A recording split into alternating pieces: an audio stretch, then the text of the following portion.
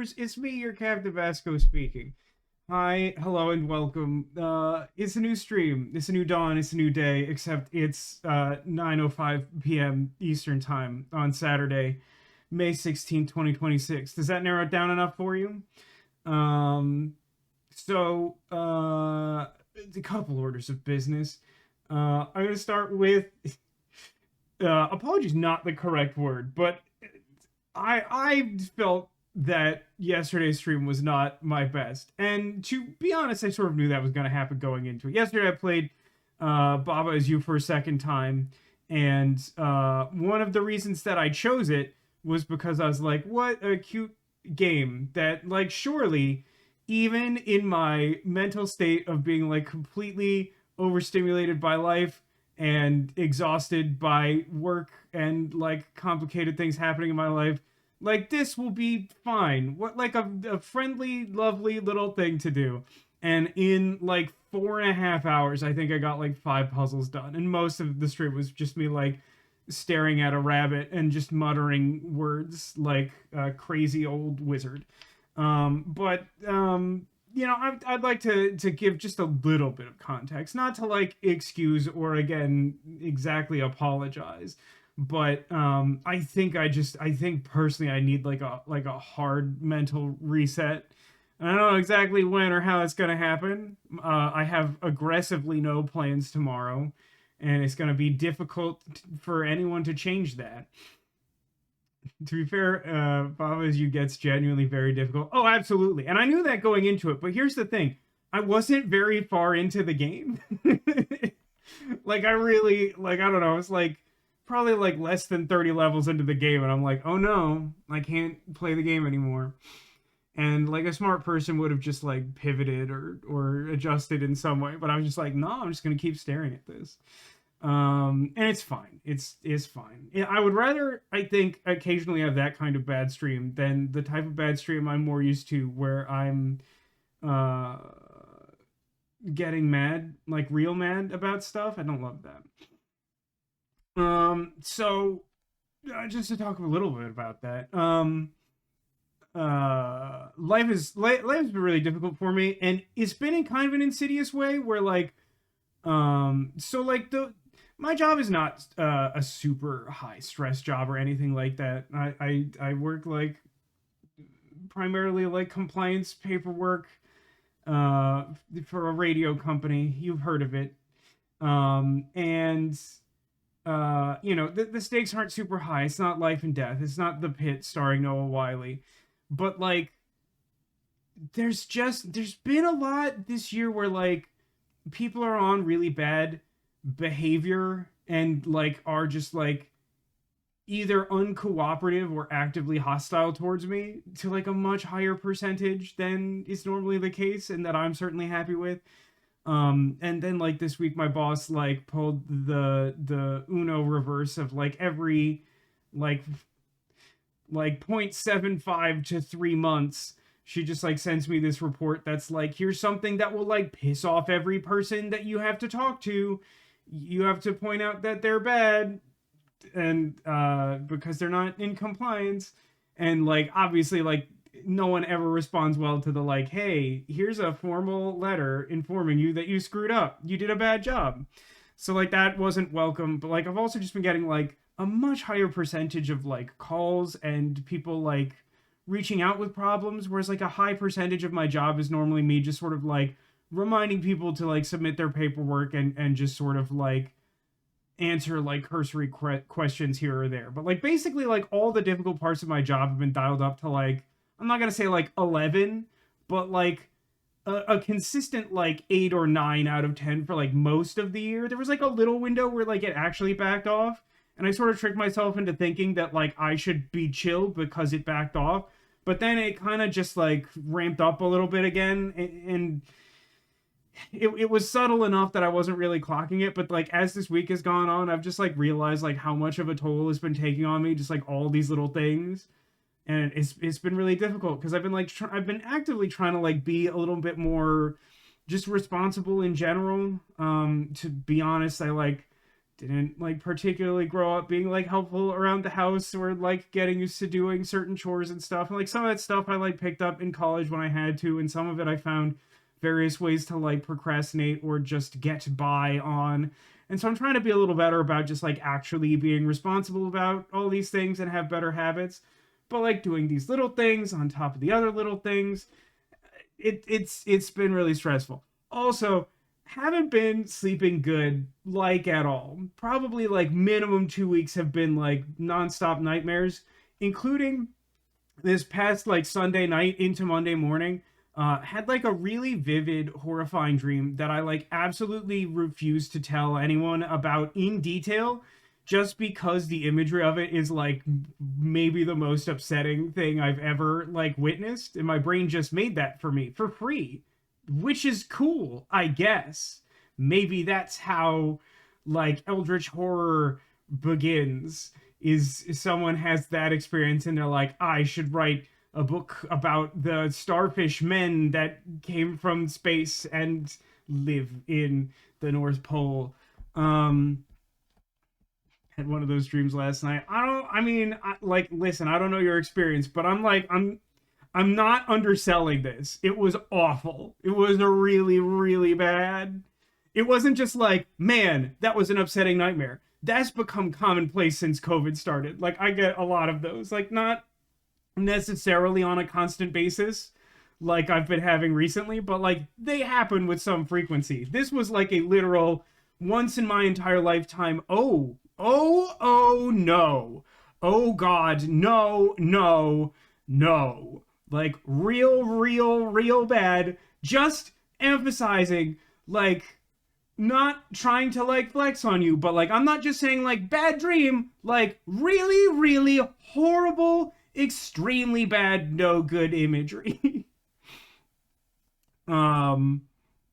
But like, yeah, it's been like a lot of little things and they've been piling up. And I think I sort of hit my breaking point to some extent yesterday. Cause as I did mention on the stream that like there was like a bunch of like technical stuff that I wanted to get set up between finishing Techno Babylon last week and now that I wanted to set up. You know, I added like 4 names to the name game. I added some new sound alerts.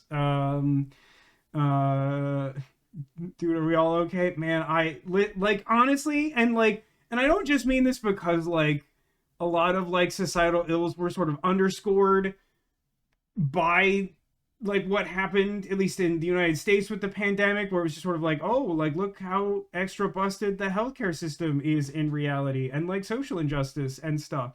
But like, there's just like innumerable things that just like have been broken like without repair since that time. So like since that started, like I genuinely don't think I've been okay like at all for like 6+ years. And like that's even setting aside the fact that like again here in the US, which is my lived experience, like stuff's obviously been trending pretty bad since 2016, and if I have to explain it to you, you're probably either young enough that you can skate by a little longer and I don't want to explain it to you, or you're much too old for me to explain it to you. But in addition to that, I have taken on something that I'm very excited about, and I did talk about this yesterday, but I know at least one of you wasn't here for it. And I set up the thing. It's not gonna work. I know it's not gonna work because I know better than that. But give me a second. I'm gonna try to make it work. This. Oh my god, it worked! Unbelievable. So, and OBS is like bugging out again. I don't know what that. It's not an encoder problem. It's probably fine. So, what am I looking at here? This is the Steam listing for a game called Slime in the Ice Machine. Why is this important? Well, if you weren't here yesterday, I let the people know that I was told that I could talk about this. A little while ago, I was contacted by the developers of this game through Twitch. They found me because I was a streamer who had played both Kathy Rain and the Seance of Blake Manor, and they were like, our game has like similar like aesthetic and puzzles to these things, and we're looking for someone who could like help us test this. And so like I've been doing like beta test stuff with them, and then they like seem to really value my feedback, and we've been like discussing and stuff. To be clear, like I have no financial stake in this game, and I'm not a developer of it, but they gave me a chance to play it, and I've played like a few segments of it so far, and I've really liked everything in it. You know, I would not say that to you if I didn't mean it, because all I do is complain about games, even sometimes when the devs are in my chat, because I can't help myself. But yeah, so not only have I been testing this game, and it sounds like I'll be able to continue testing this game. As you can see here, we don't yet have a hard release date. I think they may announce one toward the end of this month. I am not sure that that is part of their plan. But at the end of this month is something called the Cerebral Puzzle Showcase, and they had intended that to be part of their sort of roadmap to launching the game. And after I've been working with them on it, they were sort of like, we like really like what you do, and like we wanted to have someone stream the game, and we think that you would be like good for that. Would you be willing to like stream the game for us as part of this showcase? And I was like, oh my god, what a crazy ask. Yes, I will definitely do that. And so you can, I think this is working. There you go. I set up a couple of alerts. There is CPS and slime, exclamation mark CPS or exclamation mark slime will give you a summary of both the Cerebral Puzzle Showcase and Slime in the Ice Machine, and link you respectively to the Cerebral Puzzle Showcase like website or the Slime in the Ice Machine Steam page. And I encourage you to add the game to the wish list. Cool. Now, hold on. I'm gonna do some more stuff and see if I break it. It's really very cool. It is really very cool. I'm really very excited about it. Okay, so now I can close this, and now I can do this. And if I, oh, okay, all right. So I think that'll be fine in a minute. But yes, so what that means is, as it says in chat, although it doesn't show up in the caption, I know it works that way. I don't know why it works that way. It's only an hour block, because that is how the Cerebral Puzzle Showcase works, is that each hour time slot showcases a different game. They are not, to my knowledge, like a sort of developer showcase or anything like that. Their focus is to like get people excited about puzzle games, which I didn't know this was a thing, but I think is really cool, obviously, because I'm excited about puzzle games. And like maybe in the future I will continue to be able to be a part of it. I don't know. But it does mean that I will be doing a special bonus stream. It is not my intention for this to replace the normal Saturday stream, but I tried to get a time slot as close as possible to the normal stream slot, hoping that like people would have availability for this. So on Saturday, May 30th, I will be streaming my favorite part of Slime in the Ice Machine that they've let me play so far, from 4 to 5 p.m. Eastern. I am not 100% sure at this point how the logistics of merging my chat and their chat work. They've been doing this for a few years, and they said that they will send like some sort of documentation to me, I think like a week ahead of time. So if there are special instructions like for that, I'll let you know. But as far as I know presently, I think you will be able to just be in my chat and it's fine. I don't know. But yes, I'm very excited about that. The game is very good. I plan to showcase it as much as I can, both as part of the Cerebral Puzzle Showcase and beyond. And now it is time to move on to a different puzzle game. And that puzzle game, oh my god, everything is working. It's unbelievable. Let me turn the volume back up. Case of the Golden Idol. So this is a game that is on the Cerebral Puzzle Showcase list of like games that they endorse or whatever. I think they actually use imagery from this on their like website homepage, so I presume it was probably showcased at some point, possibly even the launch year. I think that was the first year Cerebral Puzzle Showcase was doing stuff. But yeah, so this is a game that came out in 2022. I remember seeing stuff about it at the time. The graphics are a little I don't know how to put it. I genuinely don't intend to be mean. They're like a little off-putting to me. There are numerous games that are good that have that quality, but they often make me second guess doing a game on stream. Although, you know, at this point, I feel like I should not care much about that anymore, because that includes stuff like Disco Elysium and this, and, well, I don't know. To maybe in like a roughly equal extent to this, the Council, the melty wax face Telltale style game that I liked that nobody else really liked, that had kind of a like disappointing ending. But I mean, what game doesn't, right? Look at it, you Techno Babylon. But yeah, so like basically heard a little bit about it when this came out, but like not as much as I might expect. But like as time has gone on, I've just like heard more and more people reference how much they like this game, and how like influential it is to certain things. In fact, one of the reasons why I wanted to sort of expedite bringing this up, even though like a few months ago I started hearing like really like exuberantly positive things from one of my like few secondary source like puzzle game referral sources, is the fact that the developers of Simon the Ice Machine like mention this as like, oh yeah, this is a game that's like influential on how we look at like making puzzles. And I was like, all right, that's like a thing to check out.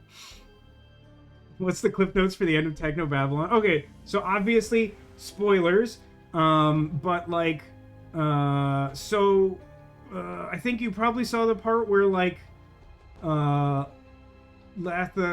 Sesamo, the like technologically addicted young woman, like made contact with some like rebel faction, and they like convinced her to go to like some dangerous place so that they could like use her brain as like a Wi-Fi repeater. But actually it was just like a trap, because they wanted to use her special brain to like absorb like the expertise of like a whole bunch of people that the mindjacker had taken with his mind-jacking crime spree, and like ascend basically into a controllable AI, because if you remember, the big city in Techno Babylon was run by an AI. As it turns out, in a surprise to everybody, just kidding, I called it like a third of the way into the game, that girl was also the biological daughter of Detective Regis. And so like the detectives and she sort of teamed up to thwart the scheme to like overwrite the AI by like this evil council. And yeah, I don't know, like basically the thing that sucked about, yeah, like it feels very cliche, and like there weren't any like really fun surprises. Like the biggest surprise was that like every character that demonstrated that they might be an antagonist like in an interesting nuanced way actually turned out to be like a cartoon psychopath. So there were just like 4 different like competing like obviously evil ideologies, and everyone's like, obviously you can understand why I wanted to like increase the greater harm. And it's like, no, I don't understand. Like it's insane that like all of you are so evil and like not one of you is remotely self-aware. So like that was the big disappointment there. Like it's not that like, you know, it didn't pull like a Nirvana initiative where like it insulted your intelligence by just like trying to upend the entire story, but it was just sort of like, it was kind of trending in a good way, and then like when it finally started wrapping up, it was like, oh, I mean, like most of this is just like kind of obvious, and the stuff that isn't obvious is like bad, so like whatever. Katrina asked, is the style of this game off-putting in the same way as the animation of Ren and Stimpy? I mean, I'm kind of going by like recollection of my impressions from years ago, but like kind of not like quite as obviously like gross out, but like I feel like a lot of the like character models, I think it's mostly just like pixel art, I don't know, but like they're just kind of like unpleasant looking. I know that like in a lot of their like marketing imagery, they like just show this like really gross looking guy. Like I just don't like his vibe. And one last thing I'll say before we properly start the game is that I do hate the look of this idol, because it sure is giving me vibes of that puzzle I really hated in Siberia 3, where there was like a number pad on like basically like a prison chair, and like you have to like free someone from this chair, and like I scoured the environment looking for clues to like what the password on the number pad was, and then the solution to the puzzle was to take a small statue and just like beat the number pad to death, and then they would just become freed. And it's like, for one, I have no reason to think that would work. For two, you know this is a puzzle game, right? What the heck's wrong with you? Okay. Siberia 3, never heard of it. I think that is before your time, right? I think at some point I will have to play the entire Siberia series, because like most of the people in chat are only familiar with 3, because it had come out like relatively recently, around the time that I like made Twitch affiliate, and so it was like kind of a big deal for me. And boy, that game is bad. You don't need to do that. Now, I'm afraid I think I do. But for now, fortunately, I hope, the thing I have to do is play the Case of the Golden Idol. Hold on. How do you want to play? No highlights. Select this if you don't mind finding all clickable spots on your own. Or, recommended experience, play with highlights. Select this if you don't like pixel hunting. This is a bit of a tricky one, because, like, nobody likes pixel hunting. But, like, I don't know. This is the recommended experience. I feel like this feels like a middle ground between like having like absolutely no way to help you find stuff that could be missable, and like the sort of like common trope these days is like hold spacebar in puzzle game and it will like show you stuff you can puzzle or whatever. So like I'd kind of like a middle here, but like if they're gonna say this is recommended and the alternative is like definitely not find something and be mad about it, like I guess I'll go with their recommendation. They're the ones telling me after all. Wait a minute, hold on. Oh, I see what I've done. Give me a second. Thought I had everything working, but it's only 90% working. There we go. Don't worry about that. Okay, now the capture window is correct. Just ever so slightly off. Hi Jake, and welcome to the stream. We're just about to get started with Golden Idol. Cool. So I'll do highlights, I guess. I don't know. Prologue. An abrupt termination of contract.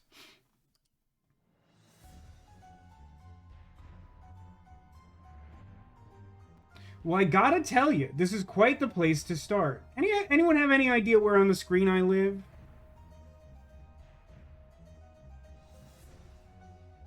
I mean, the music sure is something, huh? Let me check this guy's pocket. He seems upset. I can't figure out why, but this guy doesn't seem to like what's happening currently. The in-game music feels a good bit quieter than the menu music. Maybe I can max it out, but I have to be honest, it doesn't get a lot louder. I didn't have to make very much adjustment at all. Why have you done this to that man? He probably deserved it, or maybe I'm one of the characters from Technobabylon, I don't know. Do you think this is the curse or just like a Tuesday? It's hard to say at this point. I think it's too early for me to say. I'm gonna take this guy's scalpel. Can I have it? Oh, hang on. Medicine bottle. This clue has been added to the thinking panel. Okay. Horn of finger, horn of thumb. Ruins of Xenopolis, Bay of Shadows. Okay. Doesn't mean a lot to me, but it sounds cool. And this? January 5th, 1742. Both parties agreed to these terms for the expedition to Monkey Paw Island.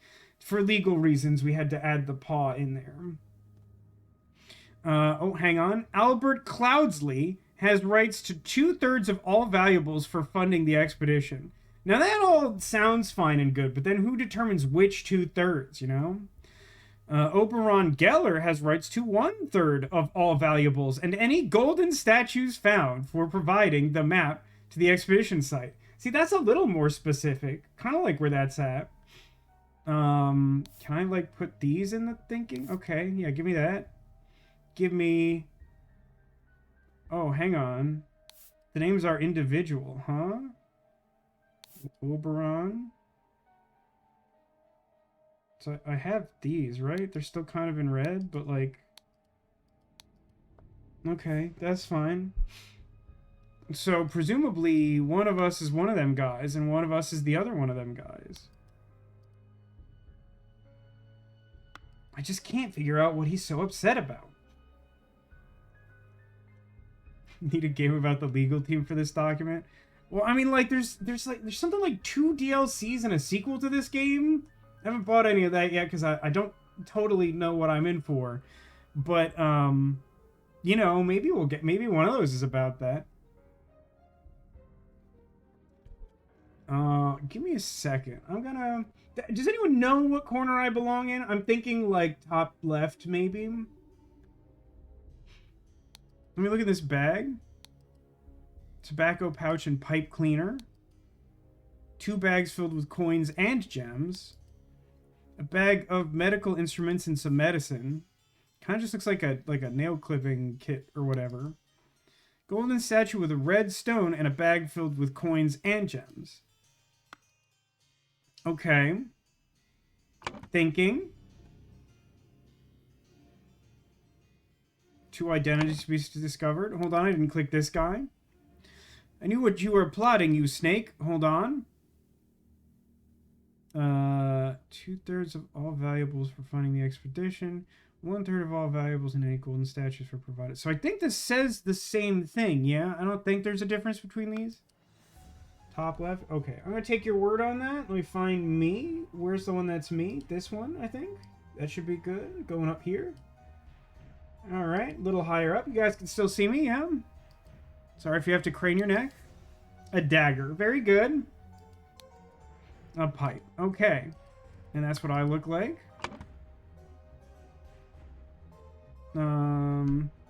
Camp in.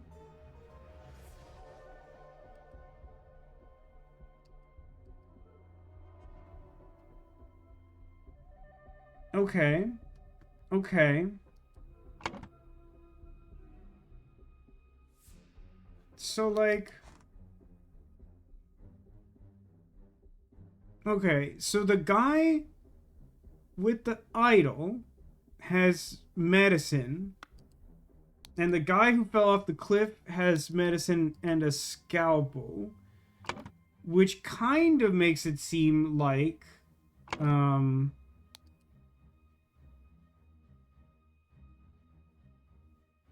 Oberon Geller is the doctor. It's possible that's not correct.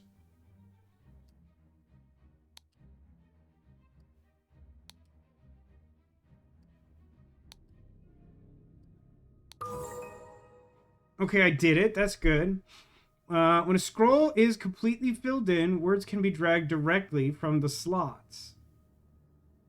When a scroll is completely filled in, words can be dragged directly from the slots.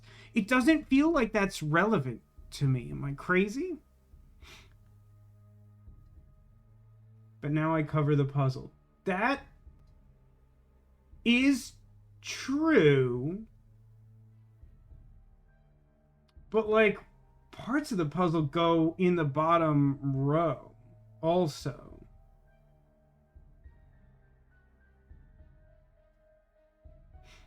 It's 100% relevant at points when you need to use the same name thing multiple times. So, like, is the thing it's trying to tell me that I can, like... Oh, I see. Okay. I was confused just because it was saying, like... When the scroll is filled in, and, like, this doesn't read to me as a scroll in its current form. Also, hi, Jetlers. Welcome back. Good to see you. So, okay. That being the case, it does appear as though Albert Cloudsley pushed Oberon Geller from a cliff in the blank of blank Monkey Paw Island. So that I gotta work on. I gotta work on the location. That seems important. Now, which one of us had the map? Not this guy. Oh, I see. I didn't do this. I didn't Bay of Shadows and Ruins of Xenopolis and Horn of Thumb and Horn and Finger. Right, Horn applies to both. Okay. So what can I see? Storm clouds, unhelpful. I'm on a big cliff. I don't know that that's going to read on the map necessarily. I do apparently have all the words now, which is good. That's a good sign. So from where I'm at, I'm at a beach and I can see like two islands sort of close together. One is kind of just a small roundish clump, and the other one, it actually looks a little bit like a little thumbs up. Want a finger, buy me dinner first. Steady now. Let's see. So right, this is where we're at. So I'm gonna say it looks like the Horn of Thumb is over there. I'm seeing that from here. Well, unless, is this... Yeah, no, okay. Horn of Thumb is this part of this island. So Horn of Thumb is probably where we're at.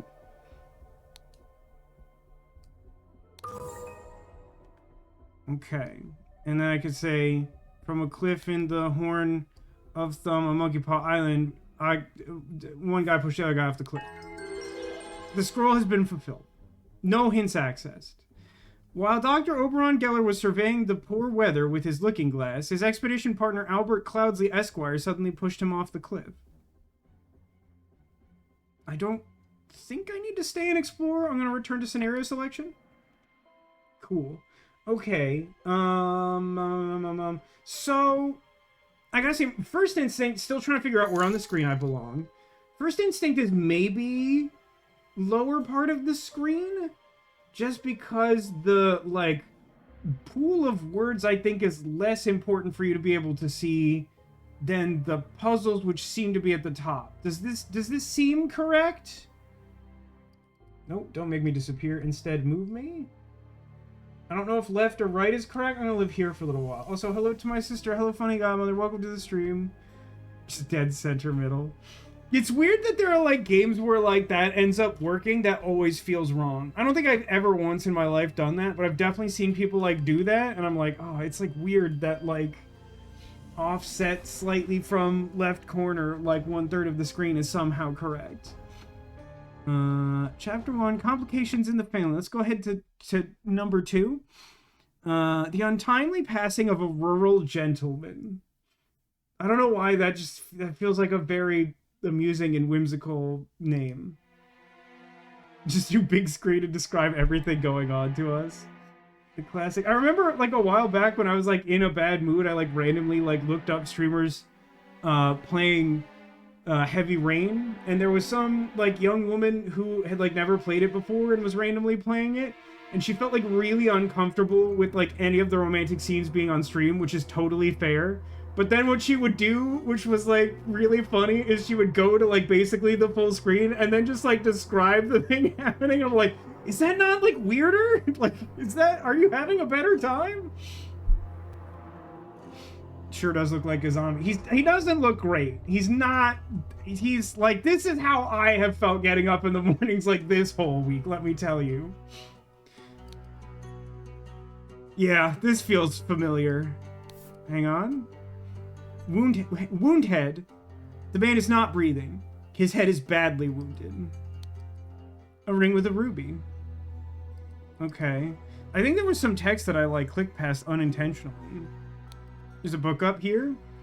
Is Henry Clover's lead poisoning? Do you think that's a fictional book or a very literal account? By the way, I love the looping horse running through the background by, like, the beach or whatever. It's very, let me consult my horse to see if I should go fishing today.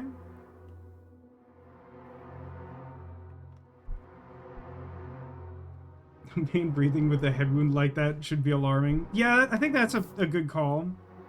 Tall, rickety ladder. This clue has been added to the thinking panel. Great. I accept. Not sure what part of the clue we'll get there later. Here's a map. Here's Woodshire, Crow Tower, and Blackfield.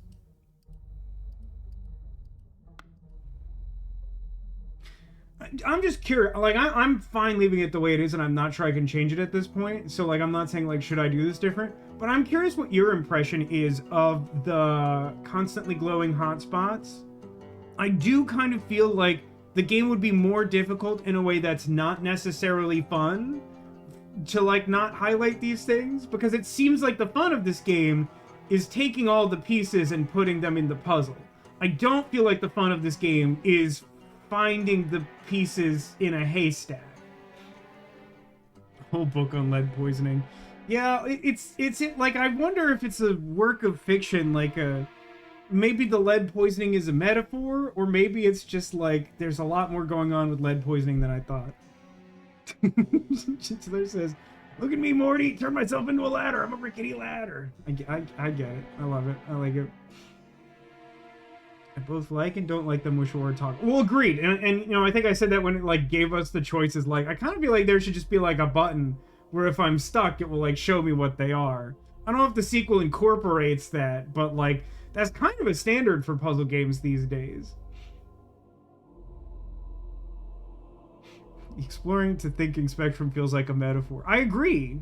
Hotspot thing is a toggle? I don't think it is. Because when we say toggle, we mean like if you're stuck, you can hit a button and find it. You can choose to like always have it on or always have it off. I don't know, man. Why are you so good at Rick, though? I mean, I've only seen like 6 episodes of the show, so I don't know how to answer that.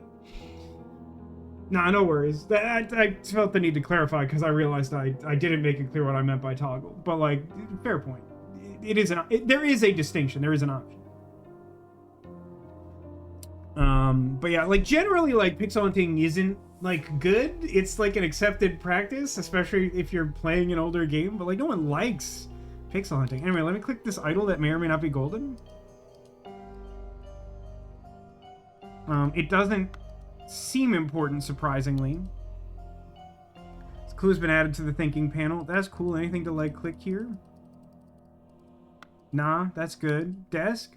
Spontaneous combustion. You hate to see it. Hi, Sebastian Cloudsley. Listen, I did not read the whole note. I was reading that as I was going, but there's something so very funny to me to like put as like a title to a document, spontaneous combustion, and then open with like, I, Vasco da Gamer, have spontaneously combusted, which I'm fairly certain isn't the point of the document, but like when you start that way, what else am I supposed to think, you know? Some scenarios I spent solid 20 to 30 minutes extra looking for a final hotspot, and it ended up being one word in text or something. Yeah, like that's frustrating, right? Because like even on the first one, like I'm not tuned in enough to the game yet where it's like second nature to like find all the words in that way. So like I looked at the map and I'm like, got it, a map, and then like didn't click the words. I'm like, how come I can't solve the map at all?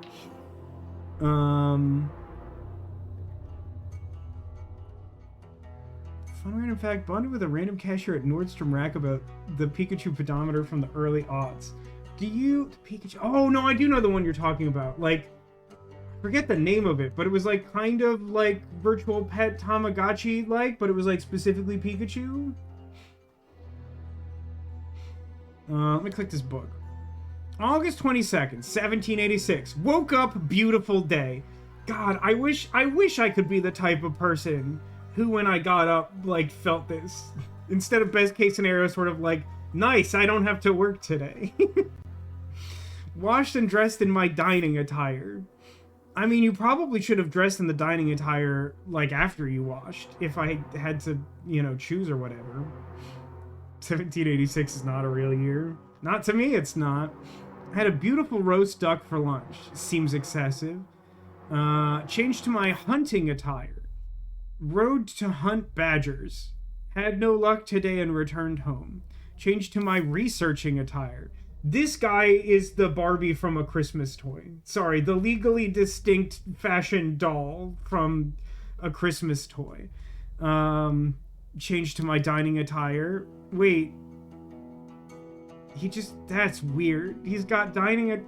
His dining attire isn't like formal dining attire. It's just a set of clothes that he always wears while eating.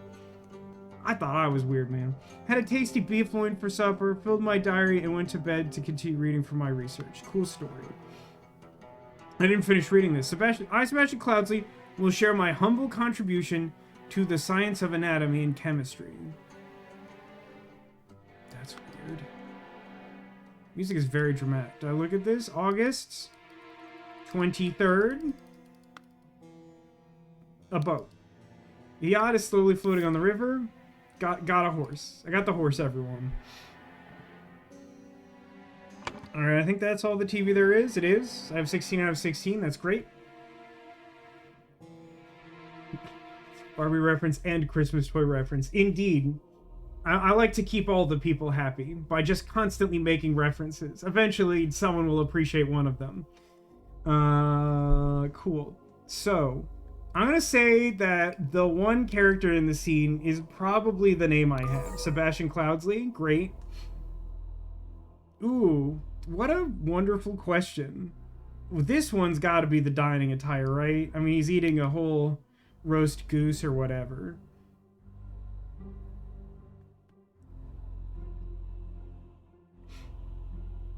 Okay, hold on. Sebastian Cloudsley, Lord of...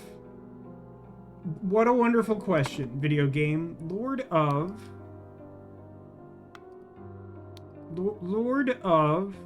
Hang on, hold on.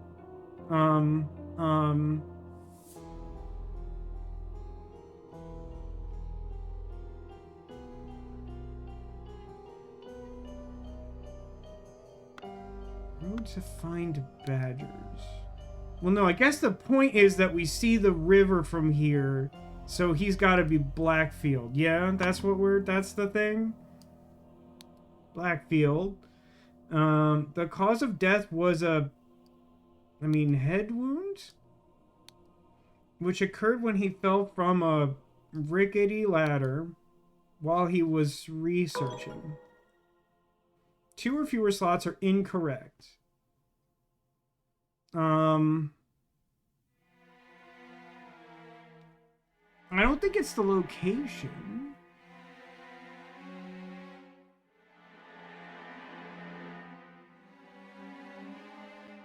I mean, I'm pretty sure he didn't die of spontaneous combustion. Vasco, what size do you think a goose is? I don't know, roughly goose size? Don't make me think about a goose sacula. That's disrespectful. Lots of games still want to think their games are about shooting or math, not outfits and building. I mean, I think there's a decent amount of representation for, like, outfits and building. Like, I mean, a big portion of the whole, like, loot box drive is, like, cosmetics. So, like, there's some market for self-expression, even in, like, mainstream AAA stuff, right? Grammatically correct use of fewer instead of less is wild work in 2026. It's an underappreciated distinction. We have so many geese bias. Ask Demolition about goose size.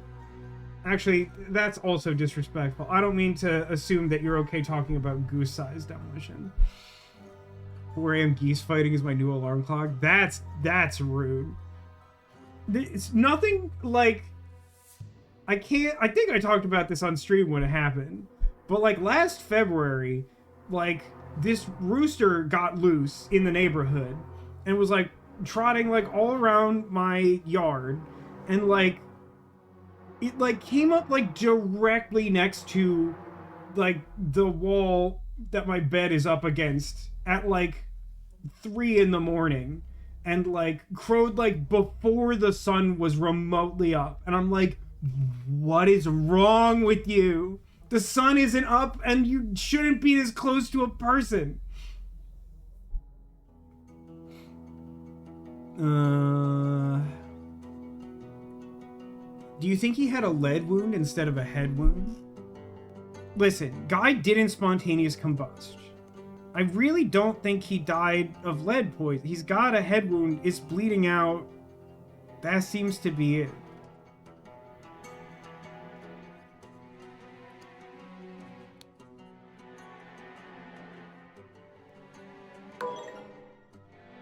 Two or fewer slots are incorrect. I mean, the dining attire can't be wrong, which means that it would have to be...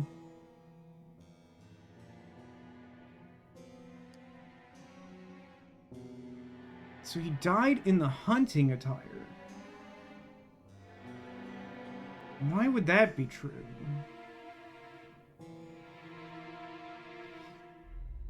Do I have the map wrong? I don't think so, right? I mean, there's a boat right there. Wonder what got him so ruffled he'd be in a foul mood like that. I'll tell you what, he put me in a foul mood. Both senses. Disambiguation not needed.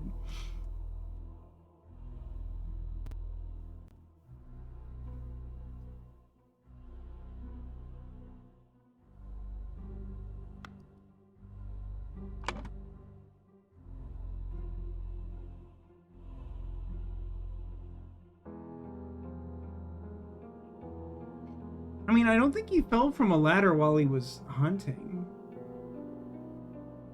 Oh, you know what it... Guys, I know what it is. I figured it out. He died of a horse wound?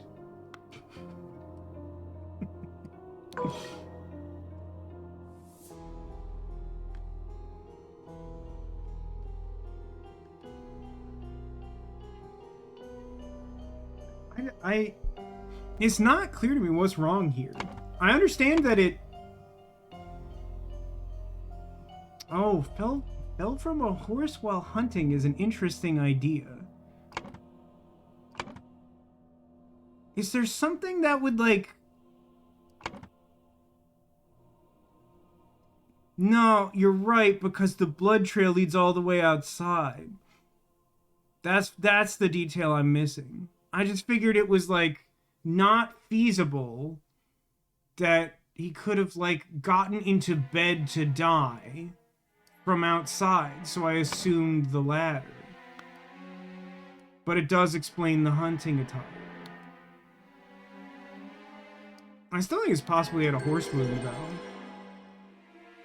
While the Lord of Blackfield was hunting, his horse threw him off and he suffered a deadly wound to the head. Oh, look, a spooky doll. Look, a spooky cutscene. There's also a horse running around. Yeah, there's a boat, but that wasn't relevant. Some clues are just red herrings.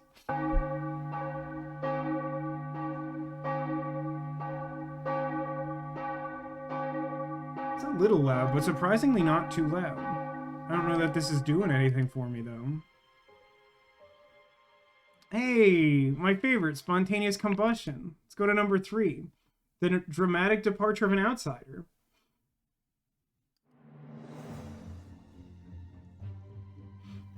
So, like, just to be clear, when I was like, initially I looked at the art style of this game and I'm like, it's off-putting and I don't know if it's something people want to look at a stream. I mean, like, look at the people.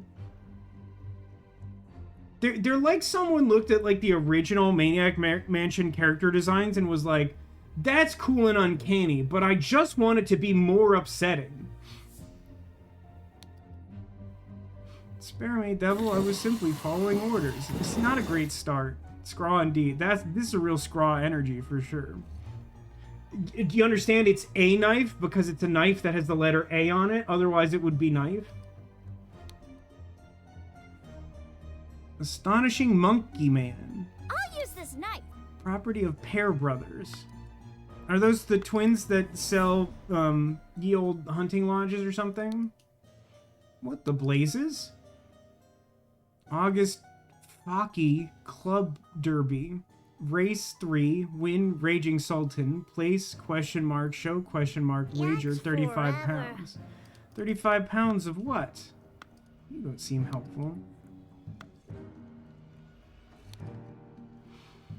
Now, if it's all the same to you, I will take my leave. Very casual energy from this guy. This guy does not seem to be bothered. 1 pound, 2 shillings, and 2 pence. A ring with a ruby.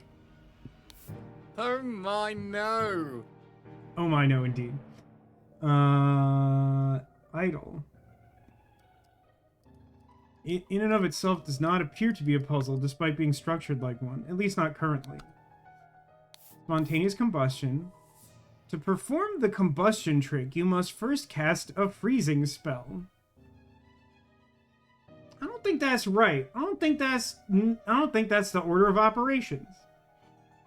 What if you had 6 pence, none the richer? Well, I mean, in this economy, even 6 pence feels pretty rich. You know what I mean?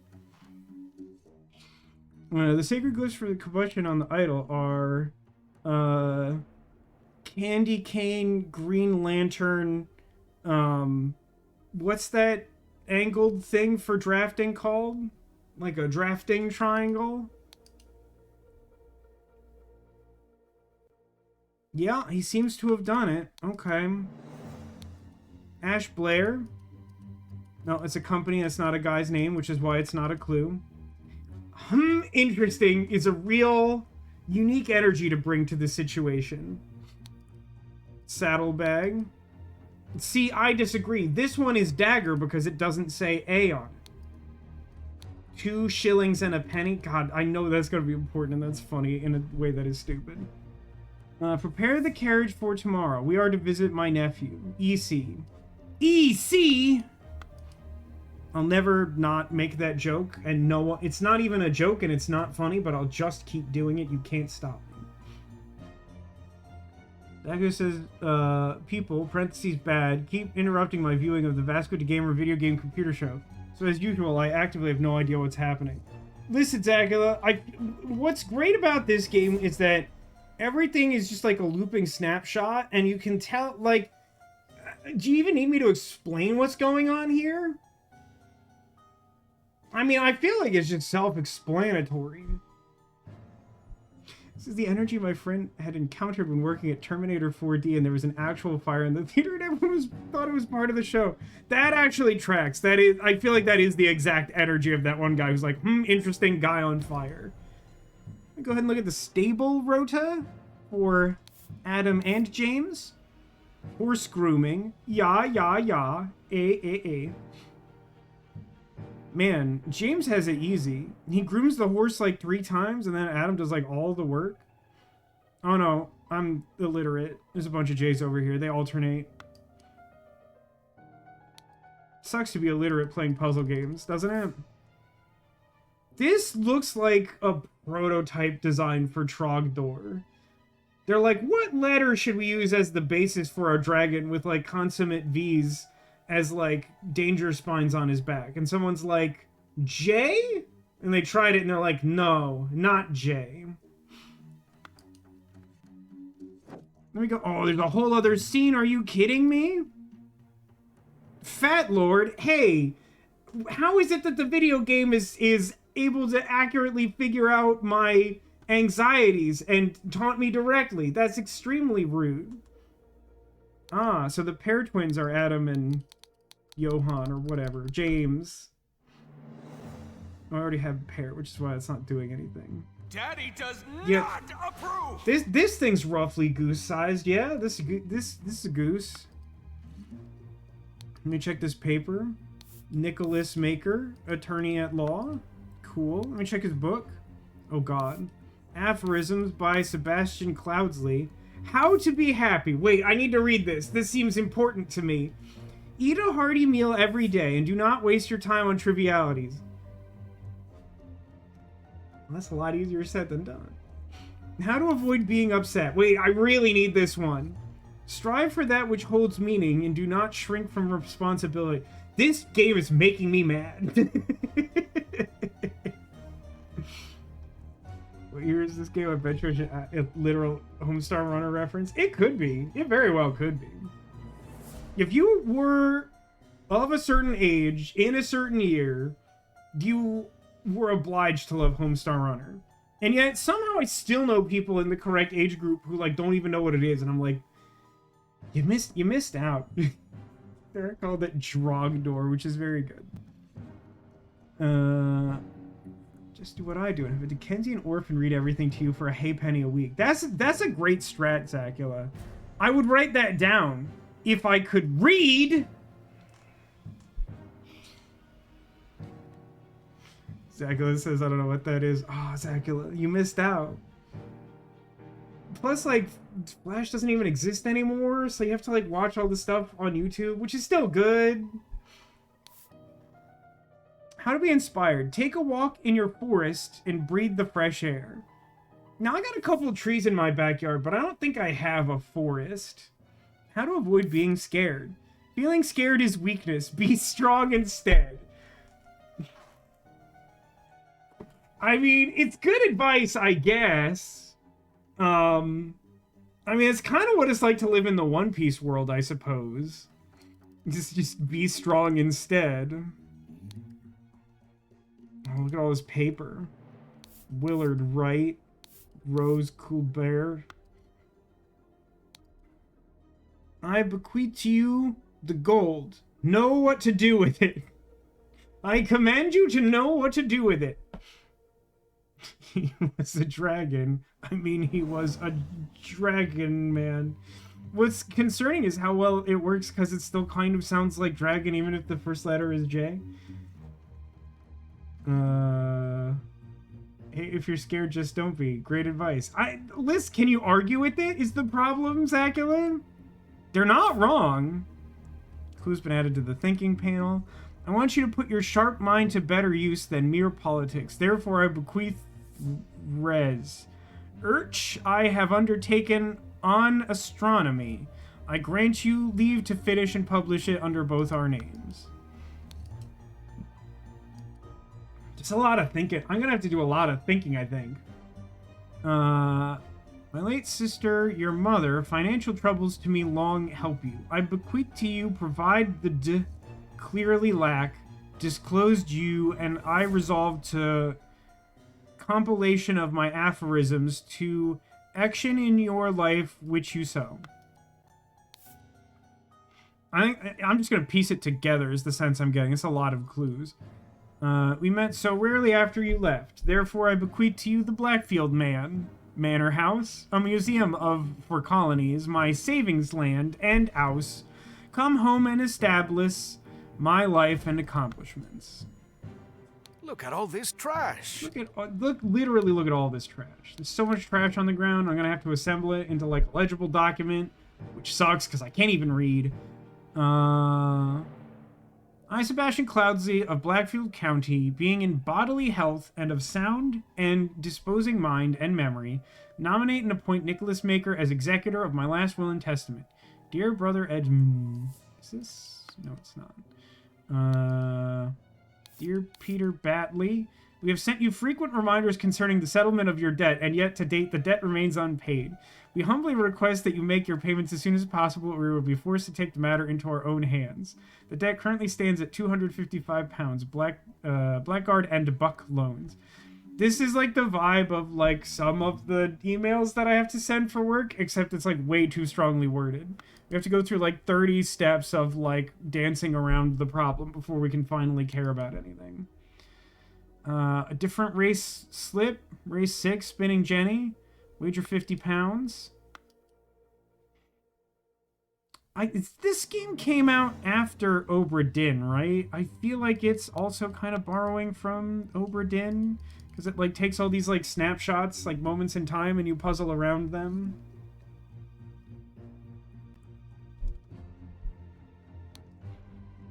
I'm really glad that my auto alert is working correctly. I don't remember. I think I set one of those up once a long time ago, and it was like insanely aggressive, and it was going off like every like 4 minutes or something. And it was like, this is not good. I would like for you to stop.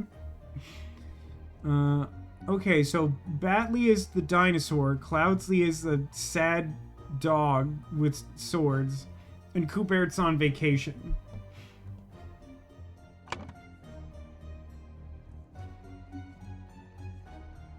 My oh my. There's a lot of thinking to do. Okay, so I think this is Nick Matley or something. I would not have expected one of your family to treat a legal document in such a way. I am appalled. Ruby ring, 2 shillings 3 pence. Shall we sculpt some flesh friends then? That's, you know, if we sculpted some flesh friends, it could help us visualize who we don't already have in our solution roster. Okay, so this is what, like a family tree? Albert Cloudsley and Mary Cloudsley begat Edmund Cloudsley, Rose Coubert, Sebastian Cloudsley, and Beatrix Batley. Peter Bailey, Willard Wright. This will be important and useful, but I am not in a position yet where I'm doing that. My apologies, he can also be so dear sometimes. 6 rings with various stones, £4, a fan, an ornamented Qatar blade? This lady has a punching dagger? What on God's green earth? Shamal Bot. Simhansa Batisi. Easy for you to say. Alright, that's like all the TV there is in here. Did I look at this guy? He has the A knife. I don't think I looked at this guy. What an unexpected turn of events! Embroidered handkerchief, £3, 3 shillings. Dear Edmund, it has reached my attention that you are seeking a capable new servant. I have just the man for you. David Goran is an experienced coachman with a diverse set of talents. He has a certain set of talents that I am sure you will find very useful. If you are displeased with his services, do not hesitate to let me know. Yours, Theo. This guy's got a stiletto. Lord Edmund Cloudsley's speech stirs Parliament. Okay, so Edmund is that guy. He looks like that. So he's the oldest.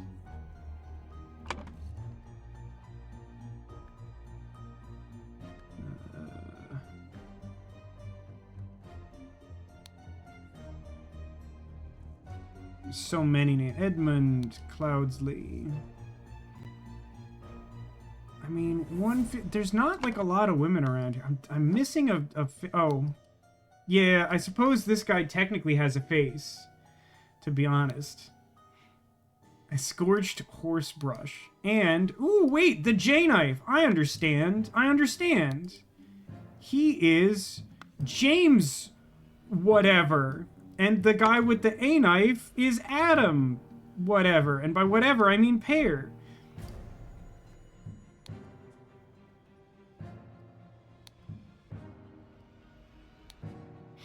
Or put in other words, Imogen something. Okay. Okay, so hang on. Let me go back outside. One of these guys had like... Prepare the carriage for tomorrow. We are to visit my nephew, signed EC.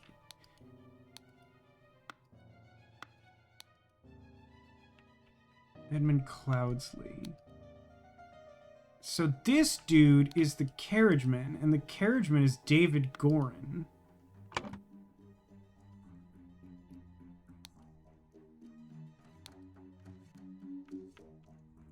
Okay.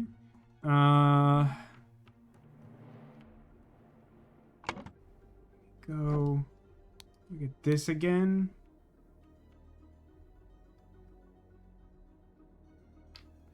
All 4 inheritors present. I'm gonna say that the lady with the stabbing dagger is probably Rose Coubert. By nature of not a lot of women. By the nature of the sausage fest of the combustible man.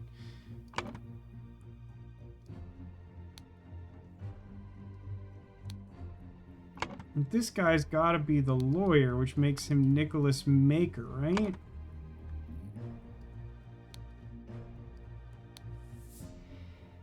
Which I think leaves us with 2 Cloudsleys? No, wait. One of them is Batley. Oh yeah, neither of the... Because they're all in a 10, I think it's Giraffe. These folks and not these folks. Imagine or Imogen? Imogen, the second one. I added it to the name game. Spoiler.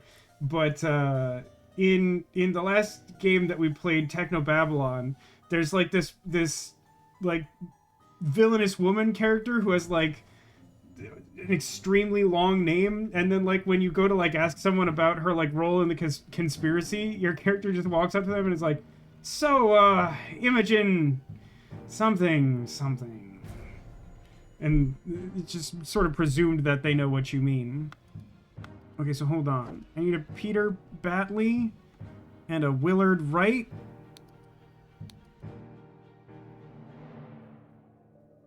That doesn't help me.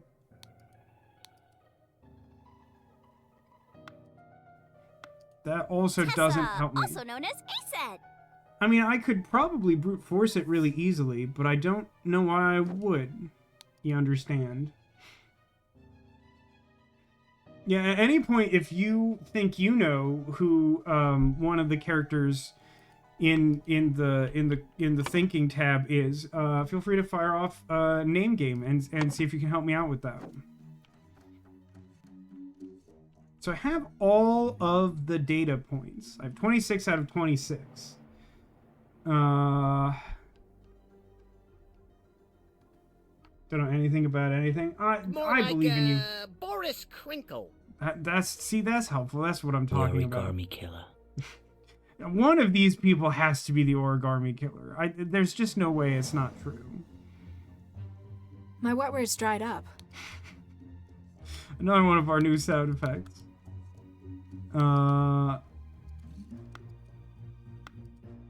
Okay, hold on. So, when I looked at all the clues, it automatically pieced them into individual sentences from the mess that they were in originally. You moved so rarely after you left the colonies, therefore I believe you in savings, land, and Blackfield Manor House. Come establish a museum of life and accomplishments. Show me a better use of politics. I bequeath you the notes from the research. It's somewhat effective! Grant you to finish and publish both our names.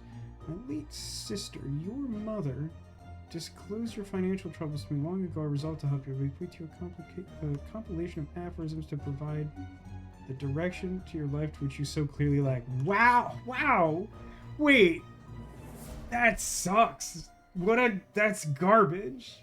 Look at all this trash. Have we checked in with Apollo? What do you think Apollo would say in this situation? I bequeath you the golden idol of Xenopolis. You will know what to do with it. Listen, I am not convinced that whoever got bequeathed that golden idol knew what to do with it. Hello, mouse cursor? Okay, great. Well, I am the real. Oh, hey, you found the other undisclosed one. I don't think it will surprise anyone that I added the virtual imposter from the trance space in Techno Babylon. Everyone's favorite representative of the glorious nation of Han or whatever. Blank was blank to receive blank in blank blank's will, and ordered blank blank and blank blank to take the blank from blank blank. Suddenly, blank blank died from... So, I mean, I think it's reasonable, at least for now, to slot in that James Hare suddenly died from spontaneous combustion. Can't stop thinking about the one character with the crazy, super racist voice acting. It was a lot. It was not great. We get a channel point redemption to praise the Han Collective. I'll give that some thought. I'm not entirely sure that we need that, but maybe we do.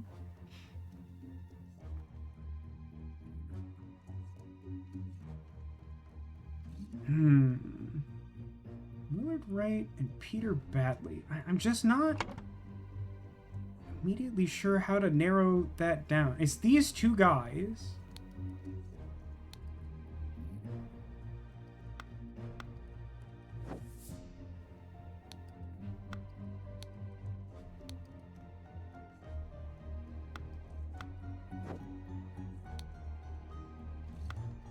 This one.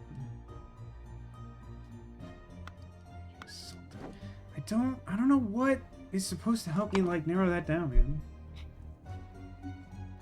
Halloween idea, a Han Collective version of Vasco da Gamer. I assume there'd be bread. When did Techno Babylon come out? 2015. Yeah, 2015 sounds right. Are we sure it's not immolation? I mean, I'm sure it's not immolation only insofar as there is a finite number of words that the game allows me to slot into things, and immolation isn't one of them. In fact, I'm not sure that anything here even actually, like, would describe a manner of death. I think it's just... I think because we're pretty early in the game, it's still sort of meant to be, like, assumed that this amount of information is obvious.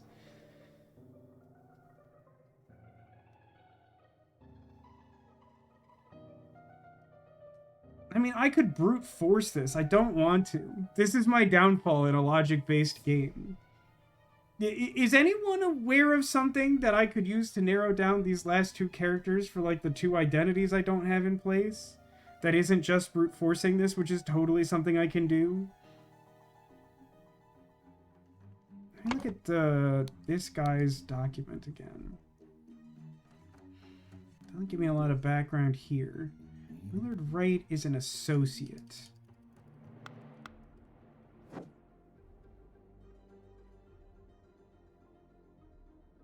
Okay. I'm gonna take an educated guess. I think one of them had a ring. Oh, that's an interesting thought.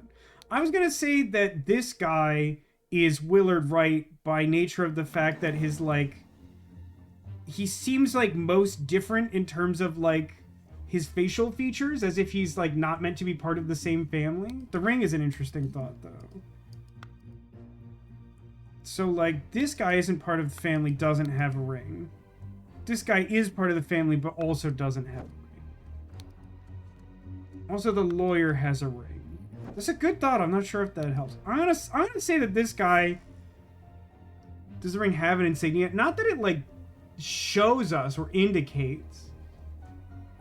Paper was gold out there? Paper was gold. Guy by the stables.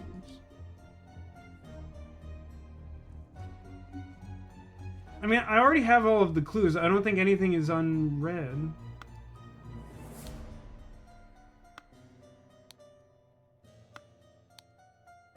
Oh, this. No, you're right. Okay, dear Edmund, it has reached my attention that you were seeking a cape. No, I definitely read this. I definitely read this. It just didn't show it as red. But you're right that it was showing as gold.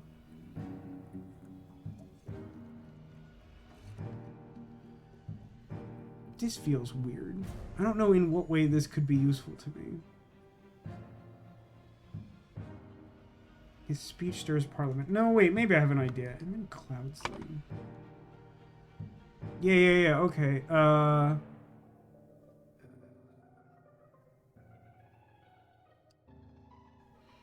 Politics. He's that guy. Not useful to solving the thing I want to solve. Okay. I'm just going to use my educated guess here. By the way, sorry. A lot of things going on. Hi, Nugo. Hello. Welcome to the stream. Good to see you. Hello. Nugo, I don't know if you saw my announcement from yesterday, but we got a special stream coming up later in the month, and you should be mindful of it. If you're free, you should check it out. Here's a gambling card. Is there a list somewhere? There's 2 gambling cards, and I don't know of a resource to reference them. I might figure it out later, but it's not clear to me. So I'm going to say this guy is Willard Wright, because he looks the least like the rest. Like, the people who I think of as being part of the family have kind of like a taller head shape than this guy, which is more rounded.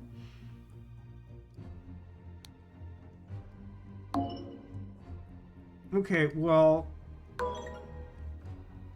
Oh, wait. No, okay. Yeah, okay, I understand. Well, that's brute force for you. Without a clear thing, the way the game checks it, you Dr. will... Adam Baxter, convicted murderer. Wow, the name game's really beating the odds again. And that's another one of the new ones that I added. That's a much less than 1% chance of hitting these. That's Servine. It's gotta be. I think you're right. I think that at least one of these is mislabeled. And that Servine is definitely a part of this. Okay, so... Now I need to figure out...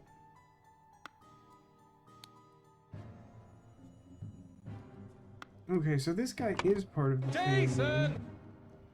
He's like the son of the woman in the family tree, correct? Which means that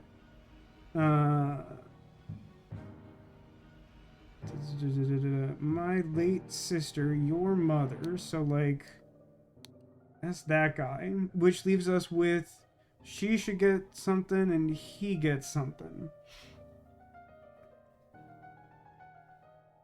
So rarely...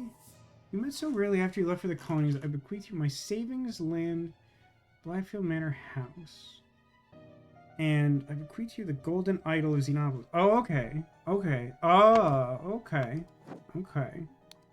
So the one who got the idol is this fool. That's Willard Wright. Which leaves Rose as having left for the colonies. Great.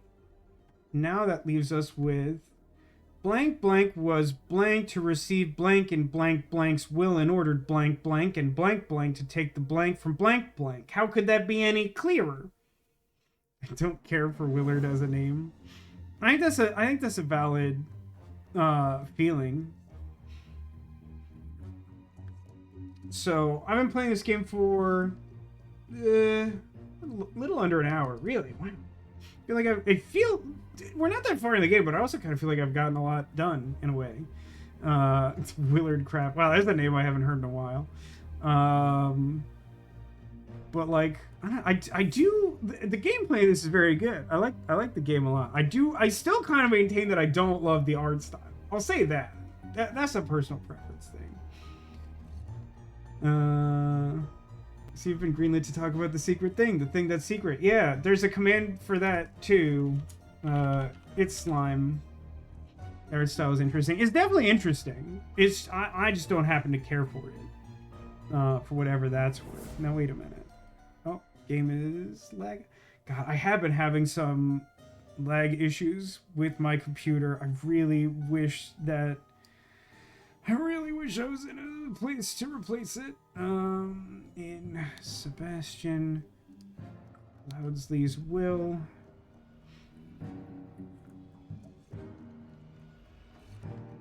To take the blank from blank.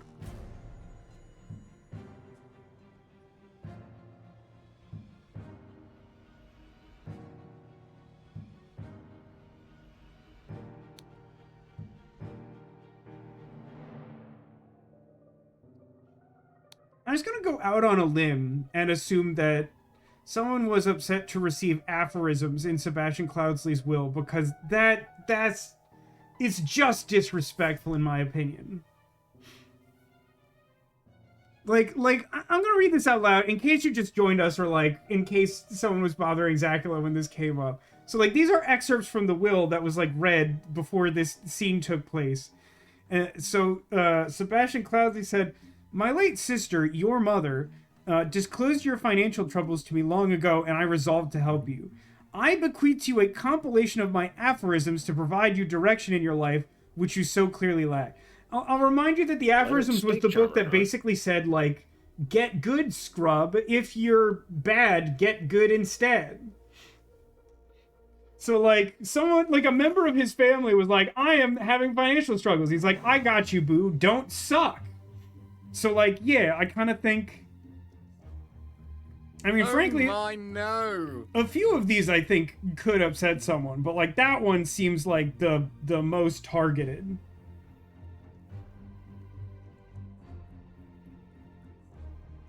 Oh my, yes. Oh The Ice my, Machine yes. sounds like an 80s Nickelodeon TV show. I can see that being true. It's apparently like based on like a quote from a journalist who I think lived in Texas. Sebastian sucks. So yeah, Sebastian's not cool. Also, he got that horse injury. To take the...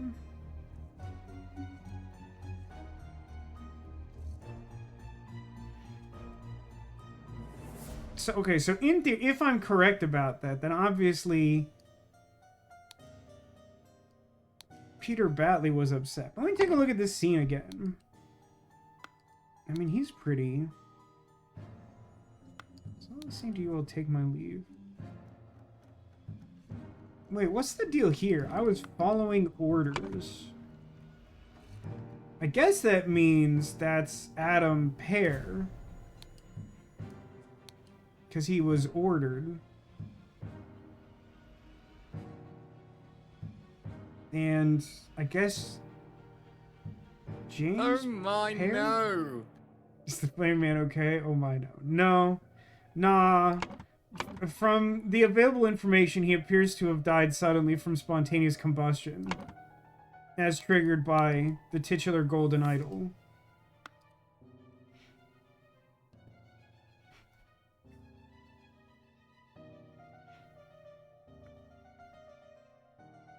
Zacula says, I was on fire once. It's really no big deal. Knowing what I know about you, Zacula, I don't think you're making that up. Oh no, he's dead? Poor guy. Yeah, to shreds. So I guess, presumably, yeah, that appears to imply that the thing he's holding is the idol, even though it's kind of in his, like, inventory. So, like, this guy doesn't care. What's weird is, like, this dude isn't looking at the guy who's on fire. Like, that's weird, right? So, if we take this quote at face value, this guy didn't order it. It's really not clear.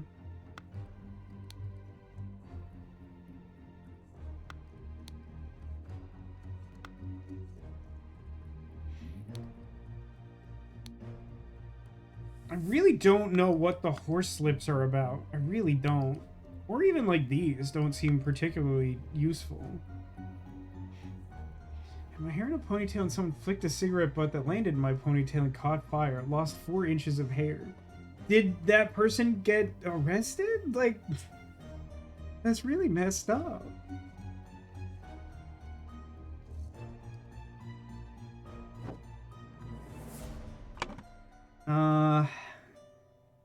To take the...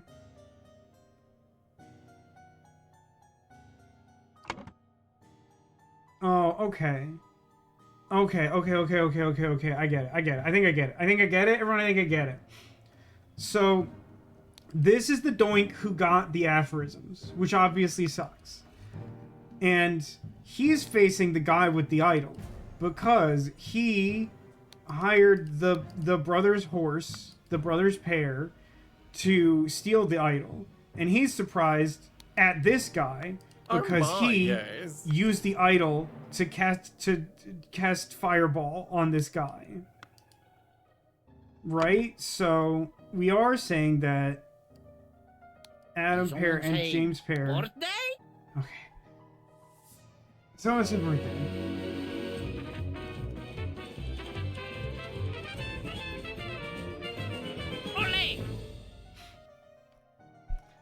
Idols, have we checked in with Apollo? Would you describe him as an idol, though? Is that what we're doing? Good job on getting it. Thank you, Sniper Justin. You're here just in time, as always. Good to see you. So to take the idol from... who's the... Willard Wright. The scroll has been fulfilled. No Hints Act says, Peter Badley, encumbered by his gambling debts, had placed high hopes on his uncle's testament. Upon discovering that he had inherited nothing but a book of aphorisms, he tore up the will and ordered his servants to take the golden statue from the stranger Willard. Suddenly, one of the servants burst into flames. I mean, give me 1 second before we return to the scenario selection. Okay. I understand that from what I've solved, these guys are his servants. I don't know that there's anything that makes that extremely obvious. Whatever. How do I get back to the scene selection manually? Anyone? Bueller? Isn't that what they called themselves?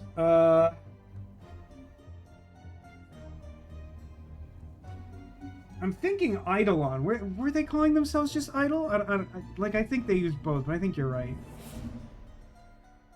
Escape? Maybe escape. Well, it'll work. It works for me. Are you a different spooky thing? No, you're the same spooky thing. And I can click these to get a summary of the... Okay, next chapter, I'm going to click the punching dagger. I think everyone here is being targeted by a sniper rifle. Yeah, I mean, it happens. You hate to see it, but it happens. I'm sorry, murder at the Little Mermaid? Wait, are you saying that there's some sort of club where mermaids who have been gifted the legs and feet by Poseidon to accumulate foreign currencies from the labor market will interact with sea kings after they pledge money for tridents of varying tiers? Is that something that's happening? Chapter 2, The Cursed Inheritance. Murder at the Little Mermaid. My favorite song from the Saltburn soundtrack, and that is Saying Something. Window. Oh, there's a spooky archer or something? No, it's sticks. It's not arrows. Why did that bugger give me a note when he knows I can't read? Mood, right? That's what I'm saying. I can't read. Hold on, I got a shear. I got half a shear and some stale bread and something he can't read. You can lie low for a couple of days in the old oarsman's place down at the docks. Okay, cool. Oh, no, we'll save that for later. Don't worry about it. Oh, there's a trap door. What's weird is it looks like I could go up there, but I can't because that's not how it works. Empty bed, not warm. Blue flowers. The door does not open. The door does not open. Different flowers. Revenge. RR. RR! Me matey. This is a pocket watch. A pocket watch. A pocket watch. A pocket watch. My dear Maurice, thank you. That's from a different Disney movie, Maurice. That's Beauty and the Beast. This one's A Murder at the Little Mermaid. Did somebody say Did birthday? someone happen to say birthday again? Did it happen again?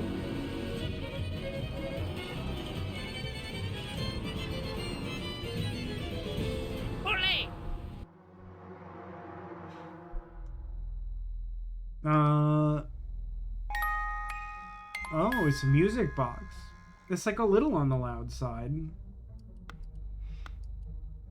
Serious question. Do I need to turn down Oh My Yes and Oh My No? They seemed good, but like they seem a little loud today.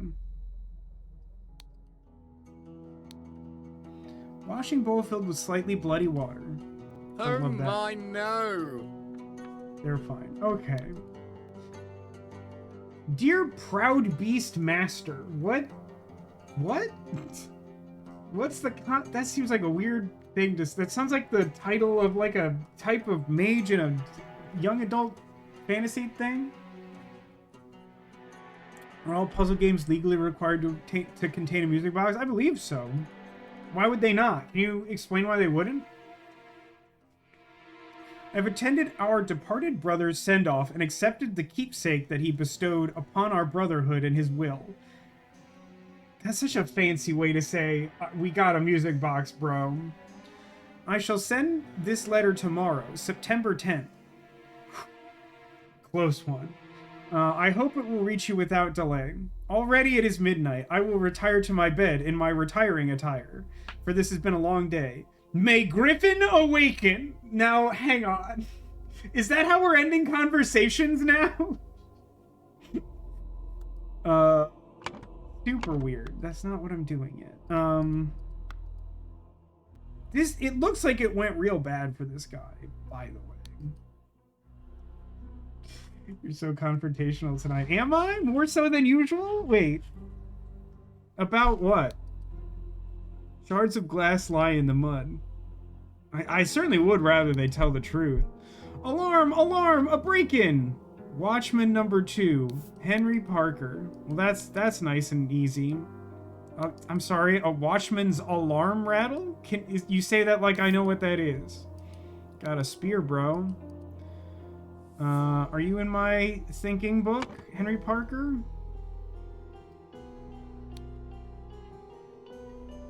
Wait, did I not get Parker from that document?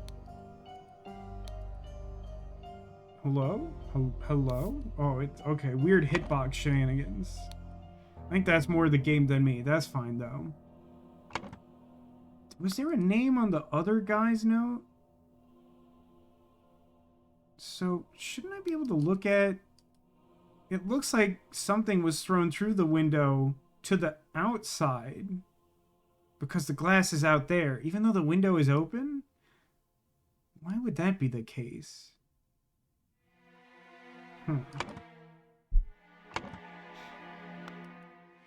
One griffin always awakens, one always tells the truth. I still love... Oh, good, I can go somewhere. I still love the stupid joke that I, like, see make regular rounds on the internet of, like, there are two Shakiras. One's hips don't lie, and one's hips don't tell the truth. Oh, hey, Critwitch, welcome. Welcome to the stream. We're playing the Case of the Golden Idol. There are more than one of these. If you missed yesterday's announcement, we've got a special bonus stream coming up 2 weeks from today as part of the Cerebral Puzzle Showcase. So if you're free then, you should check it out, because I'm going to be demoing a game that I've been beta testing that hasn't been released yet. It's very exciting to me. Walking cane? Well, it seems like it's a lying down cane, if I can be honest with you. Hey man, somebody got strawberry jam all over that room on the right, for sure. I don't know why that joke always makes me laugh. It's just like when like a scene is like really grisly and then someone like makes it like cartoonishly tame of like, wow, somebody sure spilled a lot of jam like that. I always think that's very funny. Oh, I missed this too. Trapdoor in the ceiling, but that one doesn't open. Okay, I'm gonna go downstairs. There's a lot to take in. Hey, look, it's a really grotesque cursed narwhal. I like the tune, even if I kind of hate the cut of everyone's jib. And by the cut of their jib, I mean the look of their face. Oh, mother, forgive me. I will never gamble with something so dear to me again. A key. A Navajo folding blade. A violin. Now, hang on. I was willing to accept a Navajo folding blade as a specific type of blade I'm not familiar with. I know what a violin is, and that ain't it. Faces are disturbing. Thank you. That's kind of the main gist of what I was trying to get at of, like... It's not like I was opposed to playing this game, but when I first saw it, I was like, that looks like an interesting game that's also a little bit horrible to behold. Tell me, what does that man have that I lack? A hand of cards, for one. 7 pence. And a small sword. Her response? Be calm, John. He was a perfect gentleman. He bought me a drink and then retired upstairs. Like a card fight Vanguard monster. I am certain that at some point in this game, there will be a puzzle where it is like relevant how much pocket money everyone has. To Annie. You are beautiful like a rose. For you I will take any blows. I hope you will buy her dinner first? That seems very presumptive. Annie, you are like a glass of wine. Your hair is very fine. Did I write this in 6th grade or something? I will find gold in a mine if that makes you forever mine. Now, okay, now come on. Now you're not even like trying, huh? Your piglet full of love. Dang, the send-off on all these notes goes so hard. May Griffin Rise is very good. But also, your piglet full of love. Banger alert. I assume you're responding to the automated Moobot response. If so, thank you. It triggered very conveniently after the last time I mentioned the upcoming bonus stream. Is very, very helpful. Okay, let me check this guy. Just steal the next one. It's all luck anyway. My wetware's dried up. Your wetware's dried out. So wait, you're saying you didn't like my piglet full of love? Is that what I'm meant to take away from that?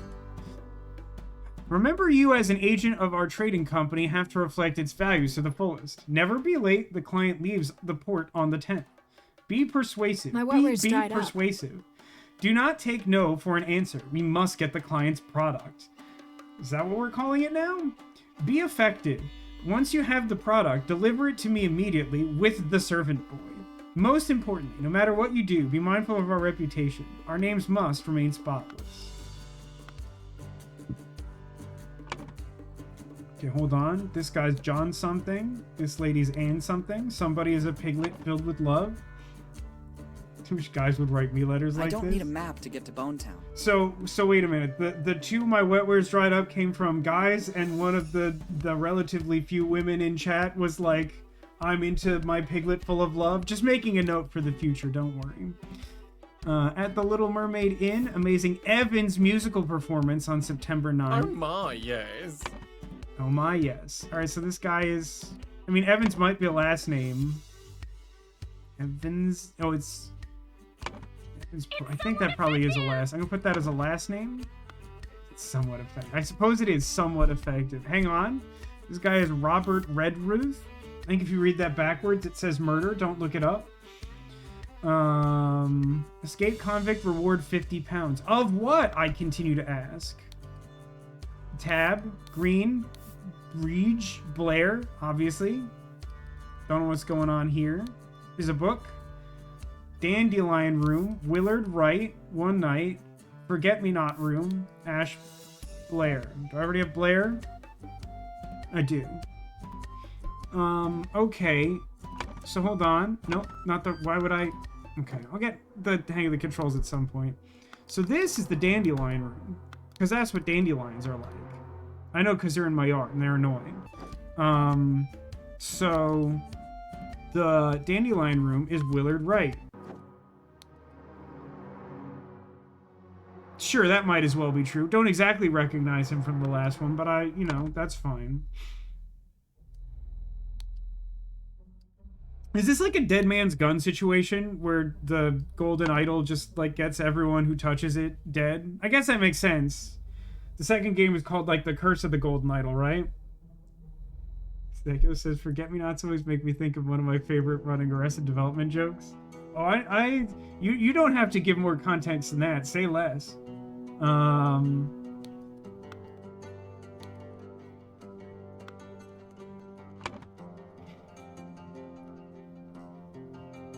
wait, is this guy Robert Redruth? Of the Redruth Inn? Not this, this one.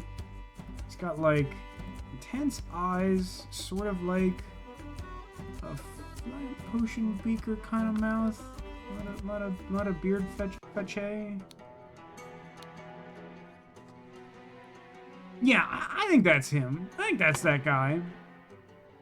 Also, there's like not like a whole billion bunch of names left or whatever.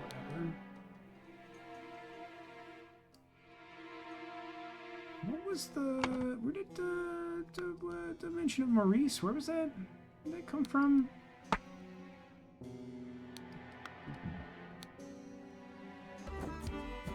So what's the name of the other one? Ash Blair.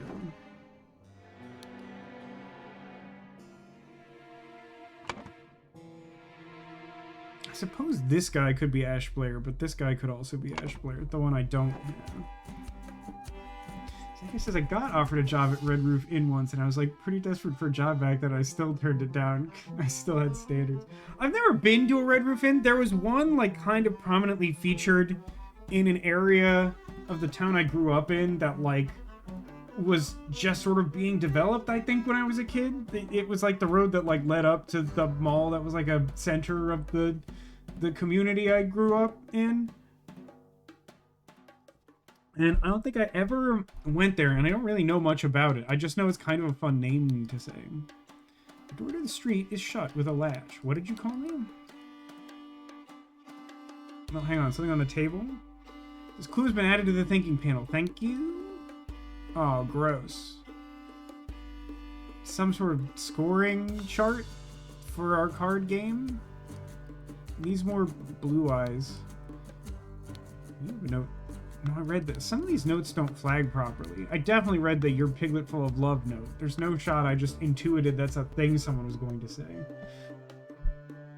This also says, I'd stay at the worst Motel 6 in the world before I'd stay at the best Red Roof Inn. It's really that bad? Wait, have you been to one? How do you know how bad it is?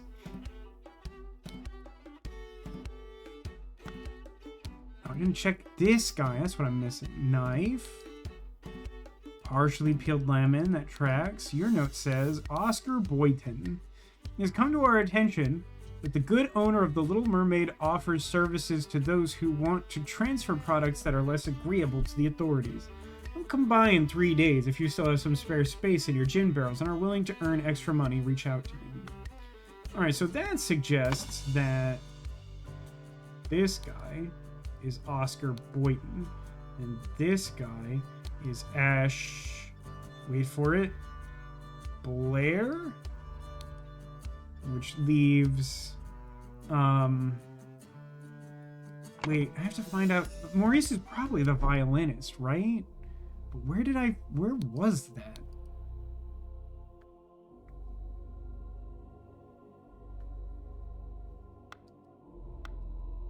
Revenge RR. Oh, so RR is the guy outside on the left.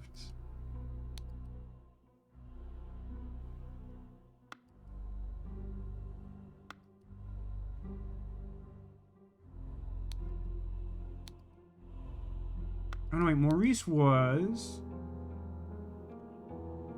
written on the pocket watch. Whoa, wait, you can zoom in this game? That's crazy.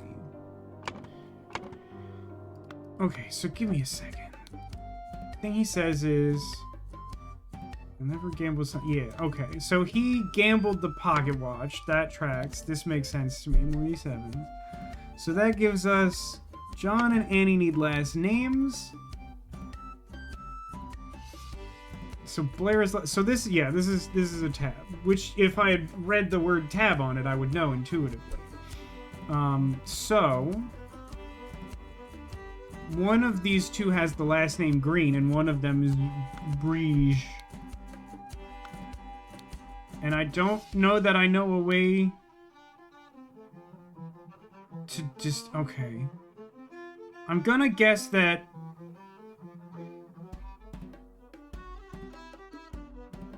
Is Brige a type of wine? Is that why wine is referenced in this, like, love letter to her? Listen, frankly, I think I'm just gonna brute force this, because I don't, like, it's this, like, literally I have, like, everything else here, and I don't know how to, so, like, Brige Green? Green Brige? Yeah, alright. I mean, I don't know what I was supposed to do there. Okay, cool. Oh, I see. Annie Green, John Brige. Okay, shut up. There was definitely a deterministic solution, and shut up about it. Is the thing. Okay, so... This is a really weird puzzle. Annie Green. Willard. Wright. Maurice. Evans. M.E. Annie Green. John Brige. I do legitimately like this music. This is nice. Annie Green, John Brige, Ash Blair. Yeah, this is the current game.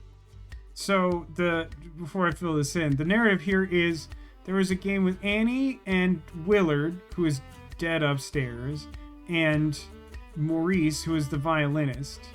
Maurice lost by a lot, or lost a lot of money. And so Willard, who's dead upstairs, got the pocket watch, which is in his box, that has an engraving to Maurice, and Maurice regrets gambling it. Then, I guess there was a game with the tavern keeper? Which I don't think I know much about. And then there's the game that's currently happening with Ash Blair. Okay, this is... Once I figured out the stupid thing that I missed that this would have helped me here, this is like the easiest individual puzzle so far. Okay, so...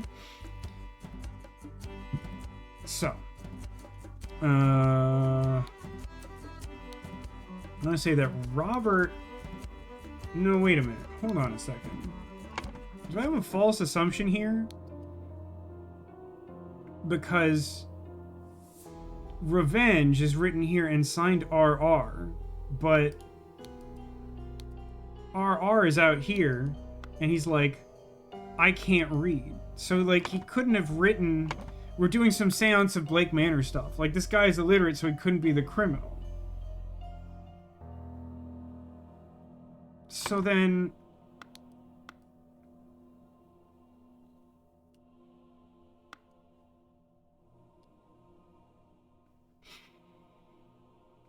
He's into the room through the, I mean, no, through the window, because the window's, like, busted. And because there's a guy outside who's able to notice it. So I'm going to say came in through the window. Blank. So it was when 3 people were playing cards with loud music. It's like already happened at the time that this is happening. But it couldn't be when Maurice was playing because he is the one who'd be playing the music. So if he's playing the cards, he's not also playing the music. That guy would be really angry if he could read. I know that's true. So I'm going to say that while Annie Green and John Breege and Oscar Boyton were playing cards with loud music that was coming from Maurice, who was no longer playing. And also, that game had to wrap up so that Willard could go upstairs to get stabbed. I'm pretty sure that logic all sounds out. Fight ensued upstairs, and Willard Wright got stabbed with... And that's where we're stuck. Who did it? It wasn't Robert, so, like, it's... Man is not breathing. Yeah, that I did gather. So it's multiple, like, stab wounds. Like, the sword doesn't make sense. It's not the shear, because I don't think... I mean, like, clearly we're meant to believe that this is a cover-up, right?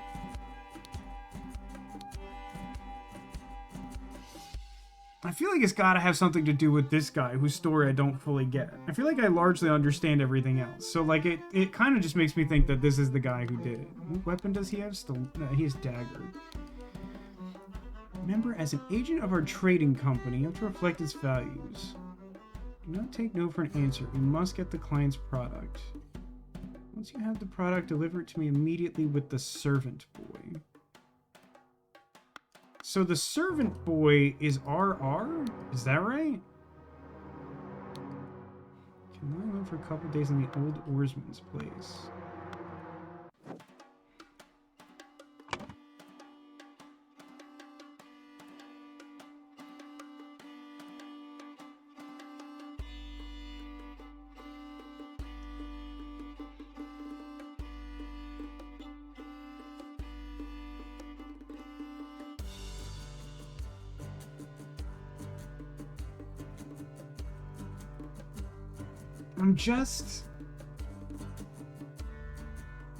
I can't tell if I'm overthinking this or underthinking this. Like, it's either that, like, the fight ensued and this guy just stabbed him, and then, like, maybe someone else wrote the RR message? Like, I don't... Oh, I see. He'd had to come in through the window because... It's locked from the inside with the key in it, and no one in this time period has figured out the newspaper trick that every adventure game ever has coded into it.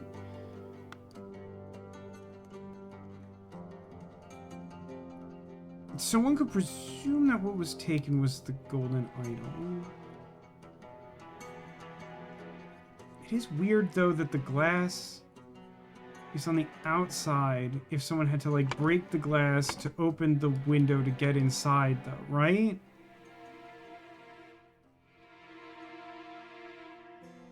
Does that mean that they used the trapdoor? So this is Ash Blair's room.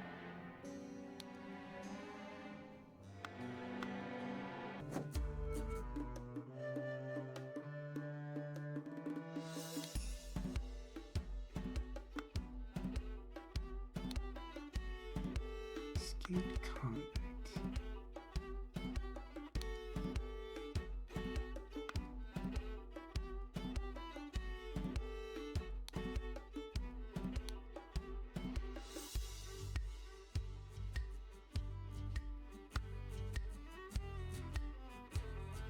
Listen, I think I've reasoned this out as much as I can without, like, trying something. So, like, I think I'm just gonna say that Ash Blair stabbed him with the dagger, I think.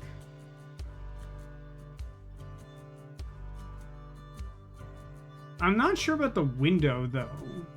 I've sort of, like, talked myself out of thinking that the window makes sense. I think it says, it's recently become apparent to me that there's a whole unofficial subgenre of horror novels about scary fungus. I think I'm well on my way to reading all of them. How many books do you think are in this genre?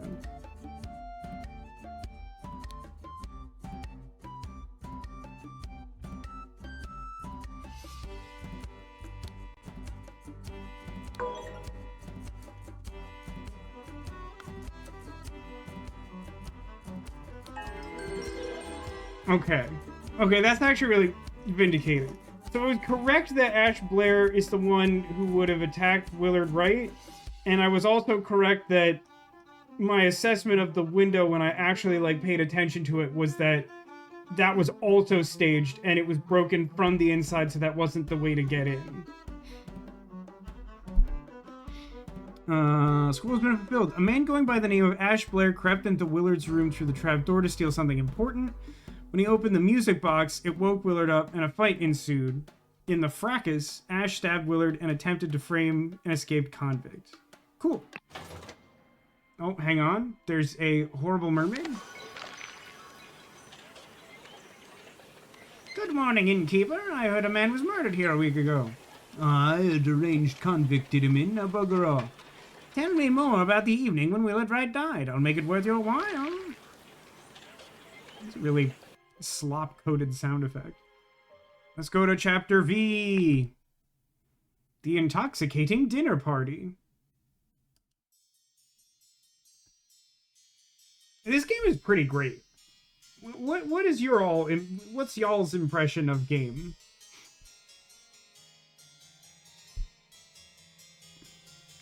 It's so harpsichord in here.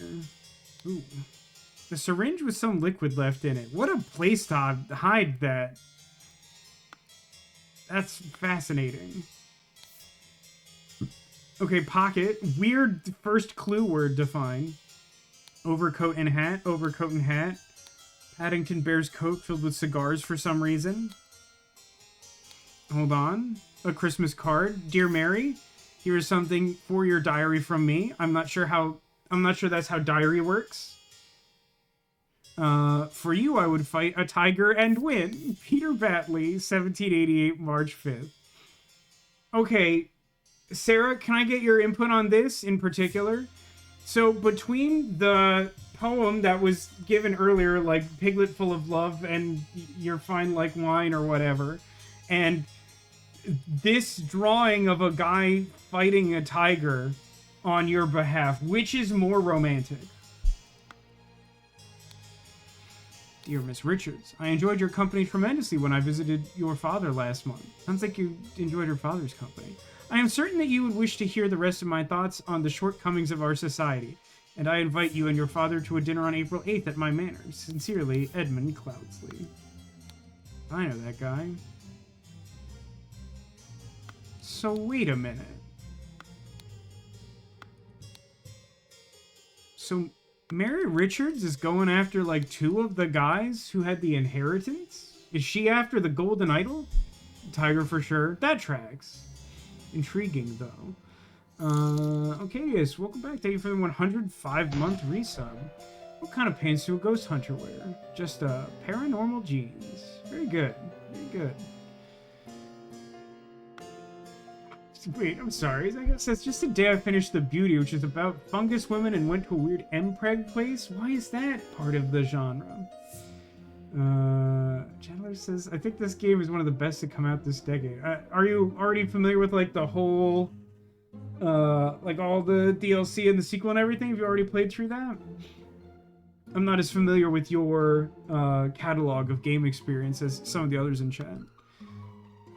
Here's a small, distressing Victorian child. These sure are fine coat. He smuggled a cigar out of the coat.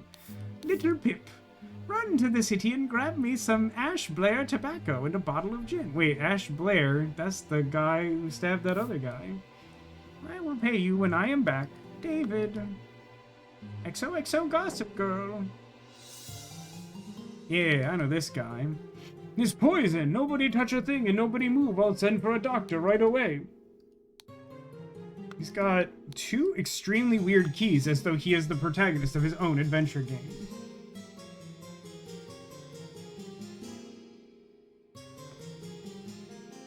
Oh, okay, so you're officially on vacation. Congrats.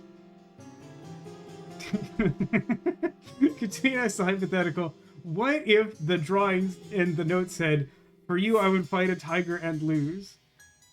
Sarah says, "May have lost. The struggle is getting them to think they will win." So you're saying that, in that case, his love isn't strong enough because he doesn't think that his feelings for Mary inherently make him strong enough to beat the tiger? Am I understanding that correctly, Sarah? This lady feel like her vibe is that she is innovating one of the Charlie Brown Christmas special dances. Tell me I'm wrong. Tell me that's not what's going on here. She's even like flipping like 180 degrees. Like that's totally what this lady is doing. For sure. This guy, on the other hand, is just stone cold giving me nightmares. With his like horrible, like shriveled leather face covered in towels. I hate it. I hate this man. I'm not sure I've had such a strong initial reaction to a character design since meeting Oda's dad in Somnium Files. Not good. Very bad. Vacation will take you to Michigan tomorrow. Anything in particular in Michigan? Are you doing like touristy stuff? You have family there or something? True love is fighting the tiger and winning. I get it. I think I get it. Saga clarifies earlier about that book. I can't explain why I went to an MPreg place without spoiling, but I do recommend it. Alright, well, I mean, listen, it would be hypocritical of me to say that I wouldn't recommend something under those circumstances, because Slime and the Ice Machine is a really horny game, and I think everybody should play it. It's really good. I do have to figure out what I'm going to do about, like, reading some of the dialogue on stream for specifically the puzzle showcase, because oh my, yes. I just have to talk to devs about it. Oh shoot, this lady already dead. Oh no, it's everyone's favorite. It's the punching dagger lady. She died. She's like super dead. Not only is she not breathing, her face is blotched. You can tell because look at it. Look at it. Why is he wearing a towel? I guess I don't know if it's just supposed to be depicting like a powdered wig in a certain way, or if my impression is correct and that it's supposed to be that he like can't afford a real powdered wig because that's cruel, and so instead he's wearing like a towel hat. Bet you she didn't use the knife right. She should have should have applied directly to the forehead, the stabbing. It would have been fine. You killed my aunt, you devil. I should execute you on the spot. Pack of cards, a fork, and 2 pounds. This guy is kind of a vibe. He says, mostly just relating to the fact that this guy basically has a booster pack in his pocket. Oh, hang on. A bunch of stuff, some water. A roast. A salad bowl. A half-full carafe of amber liquid labeled brandy. A half-full bottle of red liquid labeled wine. An almost full carafe of yellow liquid containing lemons. A half-empty bottle of cloudy liquid labeled peptic tonic. Oh my lord, this has nothing to do with me. This guy also has the same 2 peculiar keys. Is he racing with Edmund Cloudsbert for the Easter egg thing in Ready Player One? Is that what we're doing? 1 shilling. Note to self, if you get frustrated when working, remember the tale about the rich lord who married his donkey and you will feel better. I really thought this was going to be another one of those aphorisms that was like, just don't be upset instead. Why does he have a fork? Because I think because it's a dinner party, but also it's funny. To be clear, the beauty does not go to an MPreg place in a horny way. It's actually pretty gross. I mean, I'm going to level with you, Zagula. I'm not, like, super well-versed in like, the fan fiction sphere, which I know is not what the beauty is, or at least that's the impression I get from how you've described it. But, like, just to be clear, just because something is gross doesn't mean it's not horny to a certain audience, okay? We should ask, what would people find in your pockets upon death? I mean, certainly, like, phone, wallet, keys, right? I'm, like, an adult man. These days you'd normally find, like, a small, mostly used container of hand sanitizer. Because since COVID, I'm even more inclined to just, like, disinfect between going places. Like, I've always been kind of intense about washing hands, but, like, was a little more willing to just sort of, like, exist and wash my hands when I got home, and, like, these days, less so. But, like, in terms of the way that this game is structured, I feel like I'd have to have, like, 2 items that were just, like, weird and exclusive to me. Like, I'd probably have some note about, like, some, like, creative project I'm working on that would be, like, puzzle related, right? It would be, like, something about, like, a file I was, like, adding to, like, the sound alerts on stream, or, like, details of a Pokemon team I was trying to make work in Pokemon Champions, which, like, is not happening at all.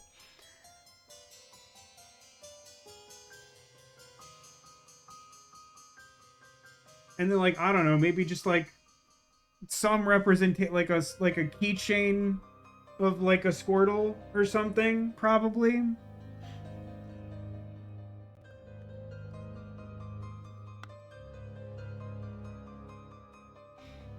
Sarah says, I always have too many tissues in my pocket and a chainmail bracelet. I'm wearing my teacher cardigan, all bets are off.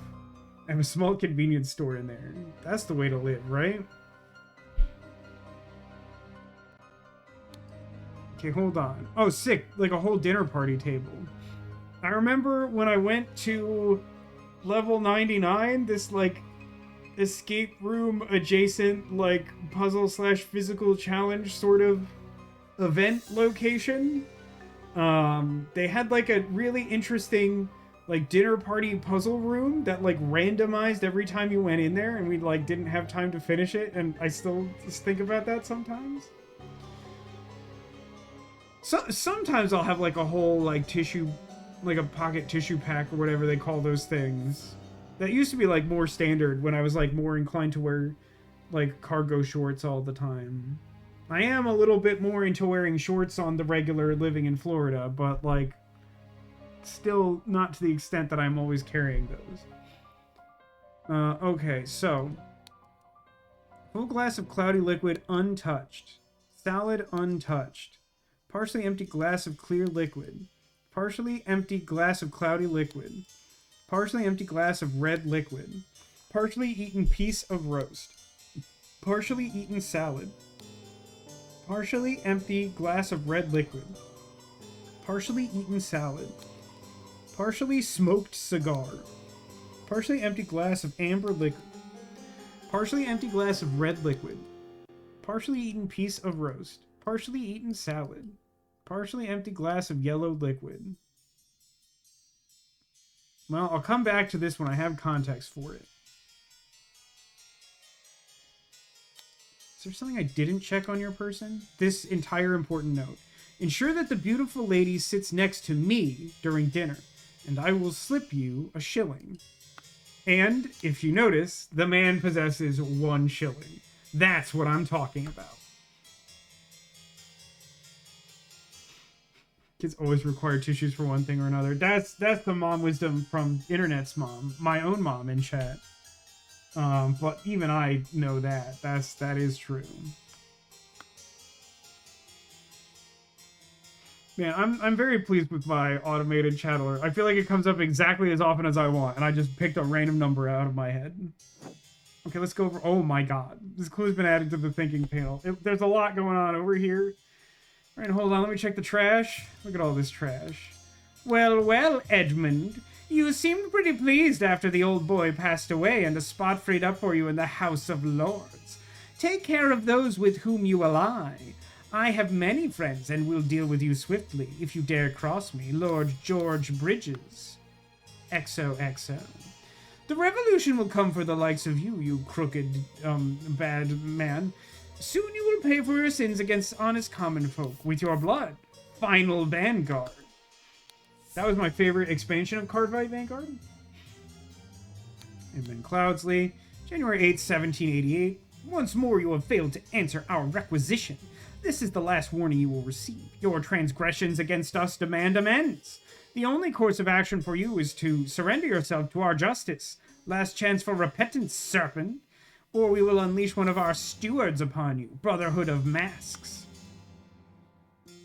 If you're a Brotherhood of Masks, it seems weird to like... Well, no, I guess that was addressed to, not signed. Okay, that makes more sense. Dear Uncle, February 1st, 1788. I hear you are interested in Lady Richards. I think you are too old for her. I shall court her instead. Oh, I see. Secondly, please lend me 300 pounds in a small change team, and I am desperately in need at present. Listen. I'm starting to understand why this guy was bequeathed the Book of Aphorisms, okay? Peter Bentley. Oh, I can just open the safe, because it's not puzzle relevant. Due to the sensitivity of your stomach, I advise abstaining from alcohol for the next month. I also consider a glass of peptic tonic before eating to avoid upsetting your digestive system. 2 sealed bottles of cloudy liquid labeled peptic tonic. A sealed bottle labeled opium. All of them sealed, huh? That's a little weird. Oh, wait a minute. But it has a blue padlock. And 2 of these fools have blue keys. That seems important. The desk. Oh my god. There's so... Man. I don't know. Like, it feels really daunting, the pace at which this game escalates. But to be honest, I feel like they're doing a pretty good job.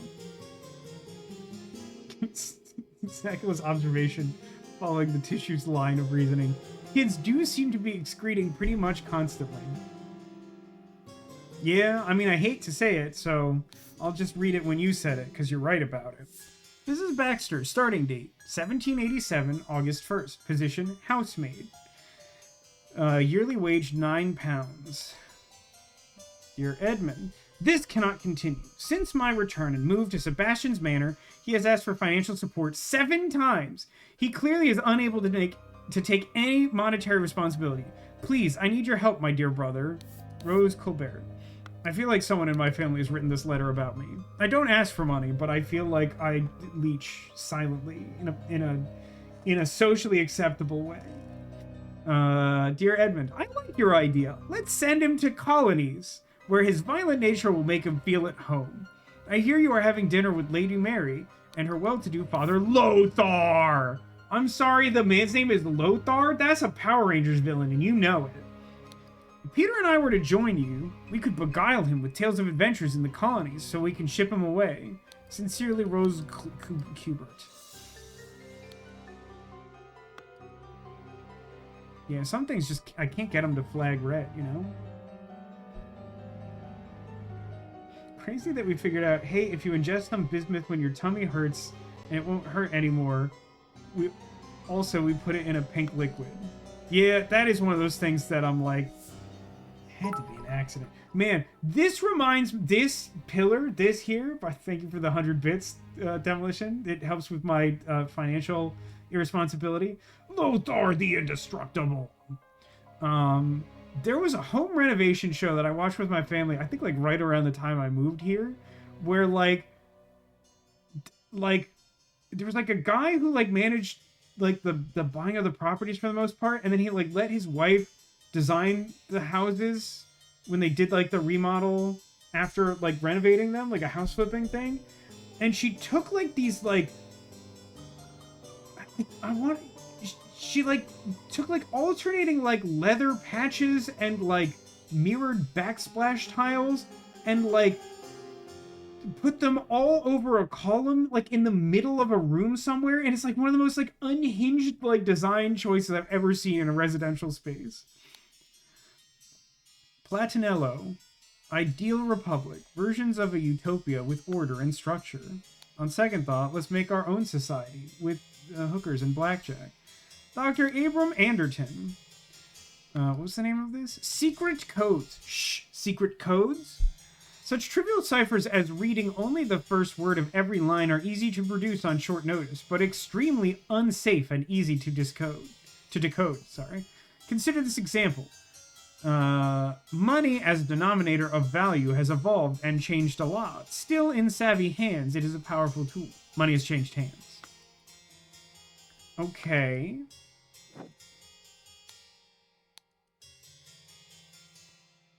Insure me shilling. I don't think it's that one. I think it's a different note. Note if working about married will. Nope, probably not that one.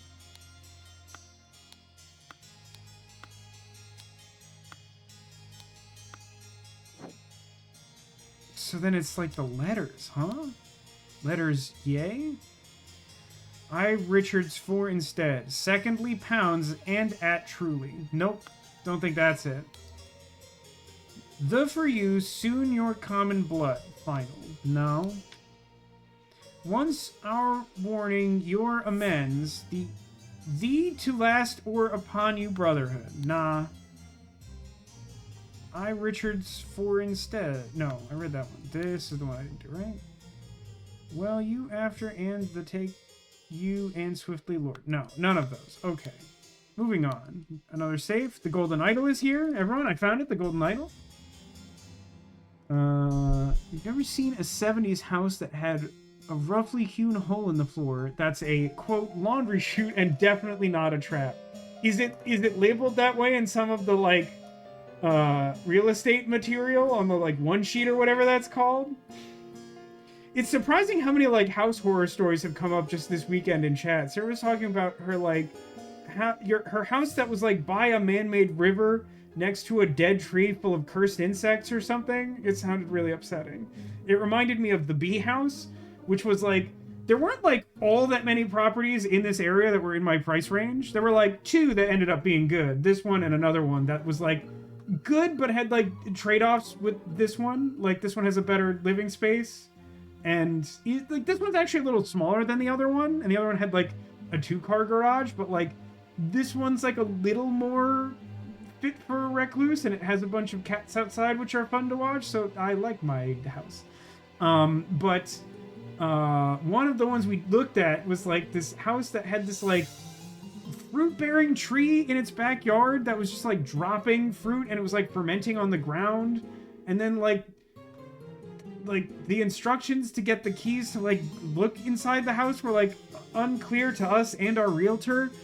And, like, there was just this enormous swarm of, like, bees or wasps that was, like, coming from, like, the fireplace. There was, like, a brick, like, dislodged from the back of the fireplace, like something out of a puzzle game, but, like, instead of, like, cool treasure or something, it was, like, a horde of angry bees.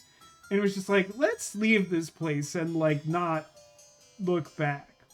And sometimes I still drive by that house because it's, like, kind of in the middle of town. Basement had a wet bar and a puppet stage.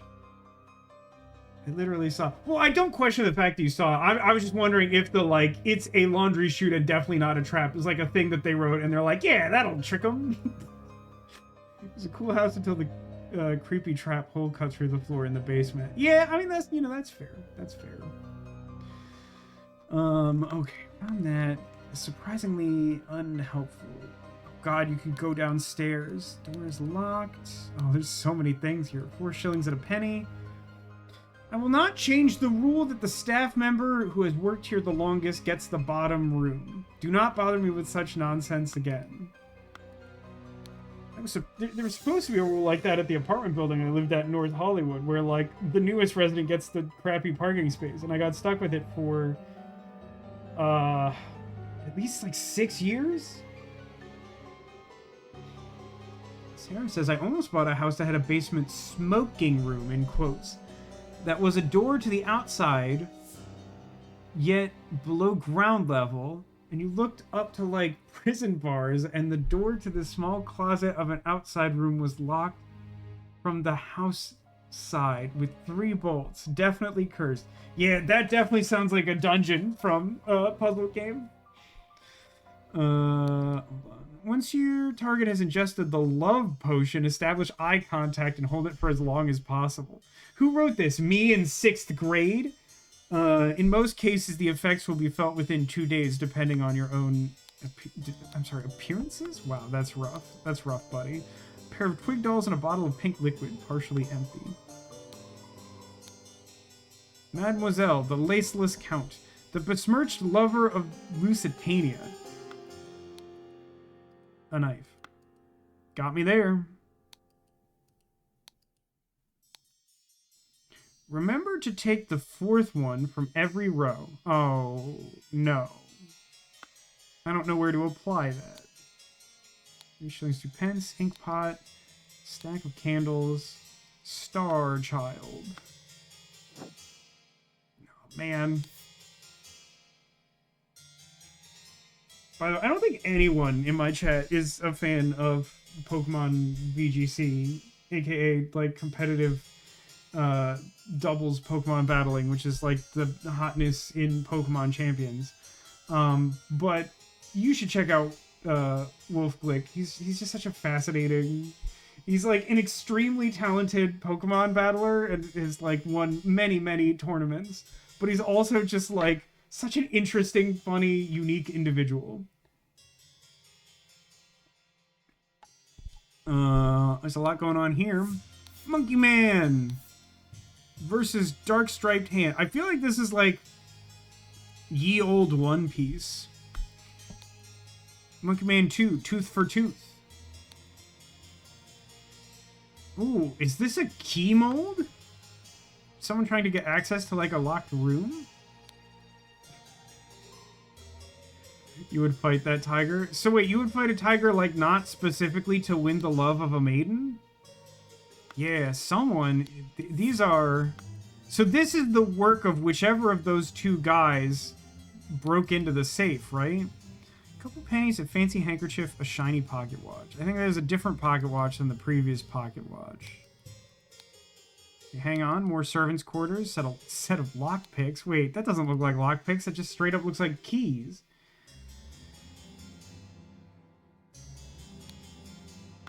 Ash Blair, dagger, pistol. David, clean up the barn until Wednesday. Uh-oh. By programming logic, that's a really long time to clean up. I plan to continue experimenting with the artifact. Wait. Does that mean that, like, Edmund got, like, is the guy who hired Ash Blair to kill the WW, the brother? Well, not the brother. The other inheritant? A sealed pot labeled print paint. A weird political cartoon. Down with parasites. Too long they have feasted on our blood and sweat. Cool, cool, cool, cool, cool, cool. Cool. Stack of candles. Pounding some shillings. Ink pot.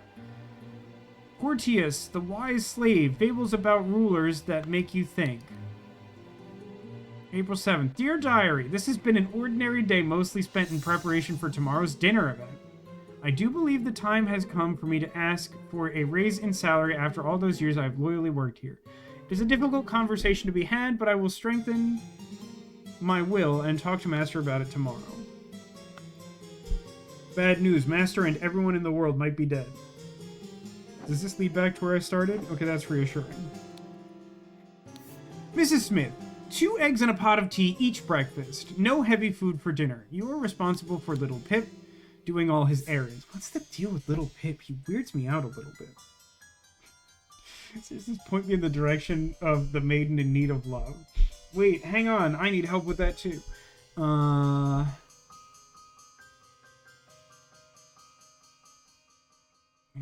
Wait, Sagula says, our house has the wiring and plumbing that makes no sense. Like there's a little valve in the basement that shuts the water to the laundry room sink, but not the washer. But also the shower upstairs. I think I had something like that in place before the Nightmare Plumber, like, replumbed my house.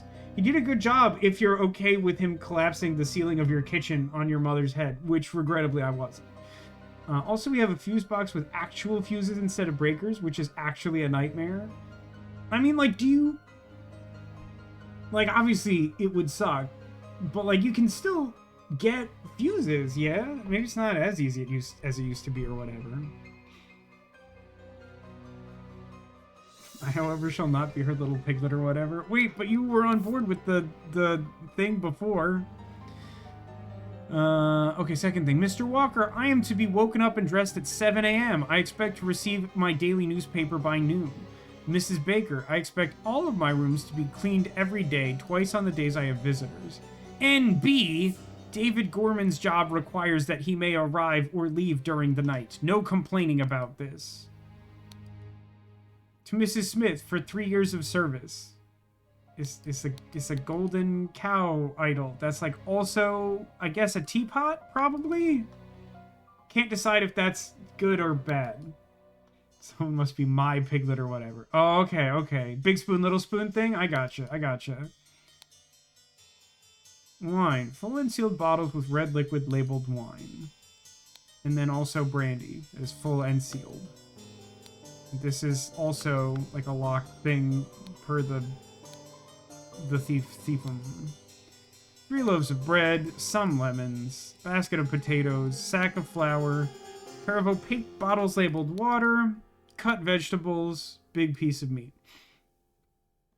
That's the worst 12 days of Christmas I've ever heard. Thank you, my dear. No, I threw it out. I do not read such dirty literature anymore. Oh, hey, Zacula, this lady read the fungus book you were talking about, The Beauty. She wasn't into it. It wasn't her kind of horny. The dinner party will take place on April 8th. Everything should be ready before noon. Prepare roasted boar. Young Miss Richards appears not to enjoy meat. Therefore, prepare some alternative side dish. God, this is a nightmare. I mean, I'm into it, and I'm gonna solve this. But also, if we're being real, this is a nightmare. There's so much going on. Of course, I can give you some candles for your room, Lucia. I assume you're itching to continue reading that scandalous novel. Dear Ada, I have to use this letter to share good news. I am obliged by law.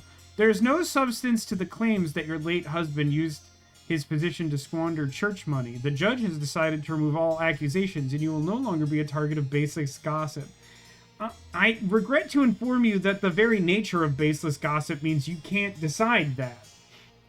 I truly and sincerely hope that this will provide some comfort in these dark times when ignorance and impudence go hand in hand. May our Lord steward over our poor souls. I there used has no eye, comfort and may. Nope. The door to the outside, not locked. I'm still missing 3 things? Oh god, where are the 3 things? Apparently one of them is Walker. That's rough for me. Man, can you imagine if we, like, didn't have the, like, tell me where the hotspots are? Sounds bad, man.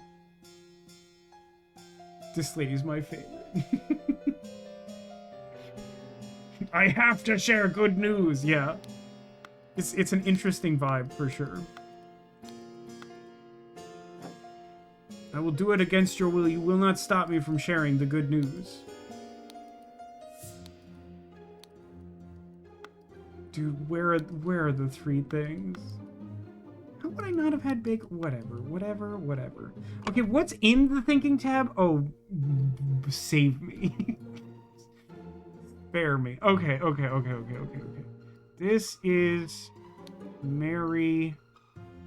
I want to say Edmund. Is that right?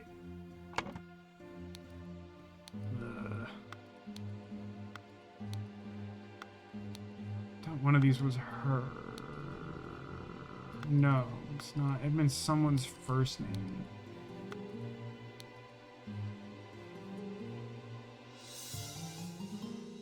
No, wait, no, this is Rose.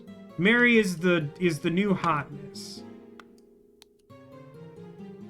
Cause she was too young for the brother or whatever. So I need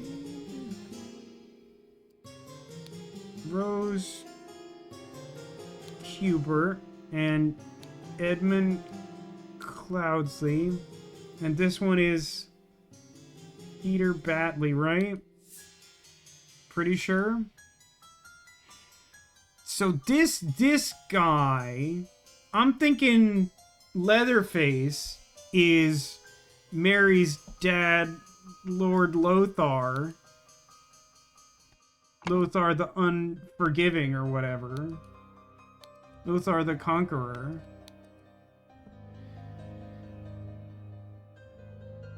George Bridges. Dude, I don't know who George Bridges is. I don't know who Final Vanguard is. I just know to stand up the Vanguard. She does seem unwell. It's extremely upsetting. I'm gonna be honest, I think you're underselling this extremely dead woman. This has nothing to do with me. Killed my aunt. I'm gonna touch a thing. Send for a doctor. So wait, what was the note? No. Oh my no. Ensure that the beautiful lady sits next to me during dinner. I'll slip you a shilling, Peter. I've got a dinner seating chart, yeah? Bluff me, man. Every face in this game seems unwell. I'm really gratified that people understand this. Because, like, when I first looked at this, I'm like, I don't know if people want to, like, look at this. Like, literally at all. Okay, so what was... God, this will take eternity. One of you has a note about food preferences. Prepare roasted boar. Miss Richards appears not to enjoy meat. Prepare an alternate side dish. So, if we look at the plates, there are two folks who have... No, there's three folks who have only salad. Which is not as exciting a website as one might think.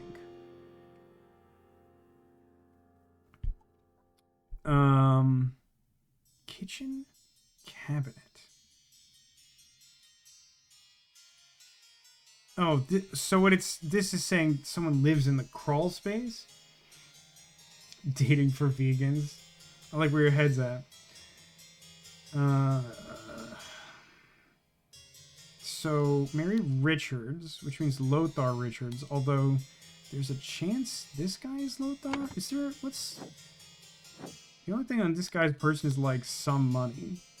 But, like, this guy, like, seems to need money because he possessed 1 shilling. I think she's supposed to be kind of, like, wealthy. So I'm going to assume that, like, the hideous towel man is Lothar. So, like, this has to be crawl space guy, right? Hang on a second. This guy's obviously Little Pip, for sure.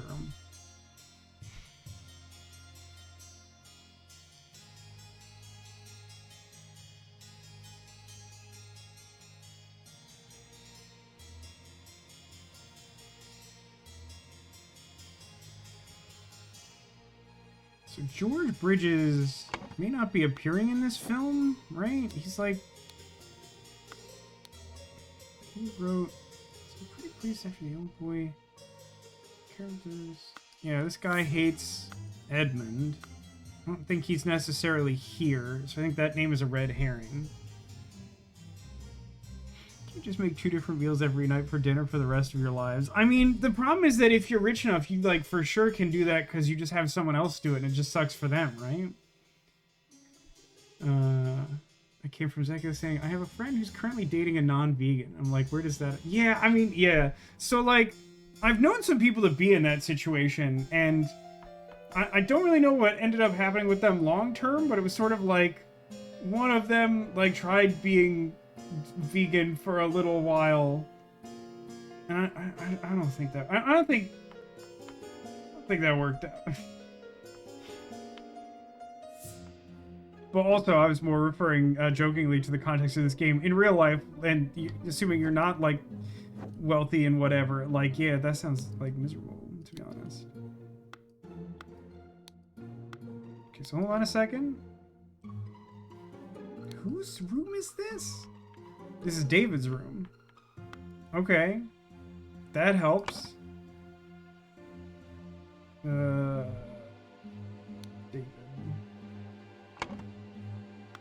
What I was looking for was... I'm going to change the rule that the staff member who's worked here the longest gets the bottom room.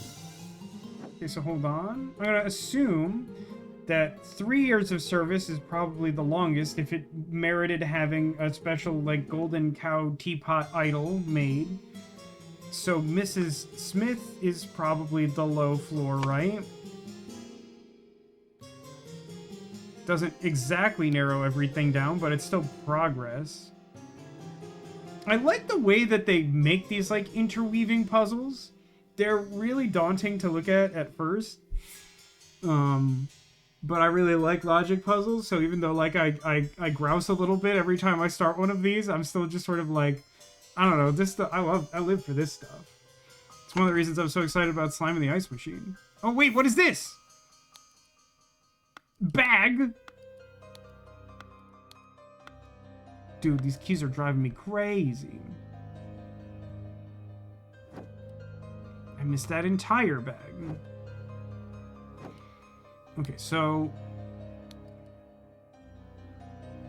remember to take the 4th from every row. You so-and-so. So... this lady has candles, right? Doesn't address her by name. This lady is Lucia.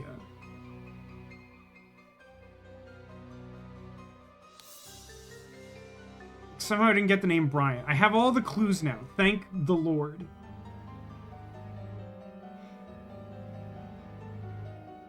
Would you say those pretzels are making you thirsty? I would say that. I would say that.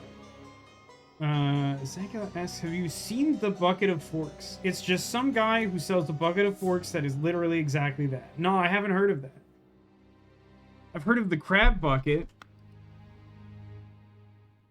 A phenomenon in which if you put a bunch of crabs in a bucket, they will keep each other from escaping, which is really interesting. Particularly given that all will become crab.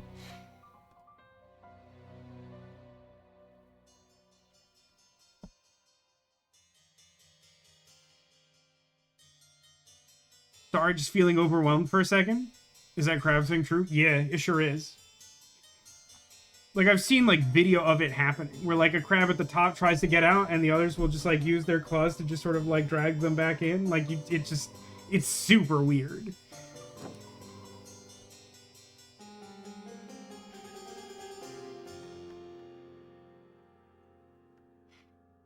I originally found out about it because the Yogs cast would play, like, a lot of multiplayer games where, like, one of them, for example, was like Grand Theft Auto, like, custom races, and like whoever was in the back would start just trying to like ruin everyone else's good time, and like someone eventually described this like mentality and process as the crab bucket, and so like sometimes people would just like actively just declare like crab bucket, and then just start trying to like blow each other up instead of finishing races, which it continues to amuse me to this day. Sarah says, I was given a stick and told to watch the crabs when my family used to go crabbing for the summer. That feels like some weird, like, Victorian, like, slur or something. I was given a stick. Like a punishment. It's like you misbehaved and you were given a stick and told to watch the crabs. So, like, Lucia is either the bottom or the top, as those are the two people who have candles.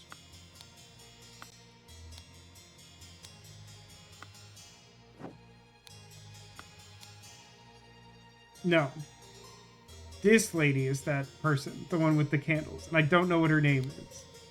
No, it's Ada. Okay, so Ada is either the top or the other one.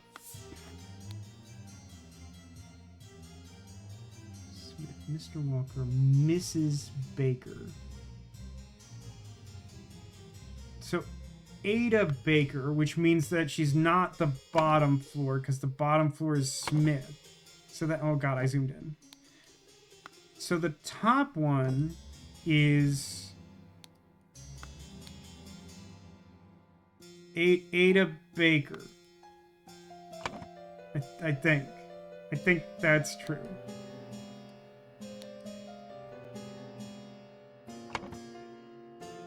So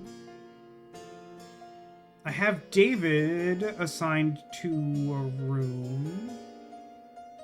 But wait, there might be an error. Because David Gorin's job requires he might leave late at night. But I also have Mr. Walker. Now, why did I put David here? Because there's a letter addressed to David here.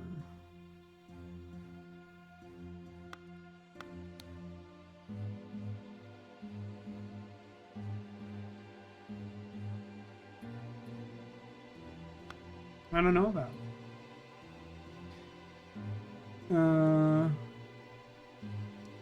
No, it was an honor. It was a stick of responsibility. Sorry, I don't mean to be critical of the activity.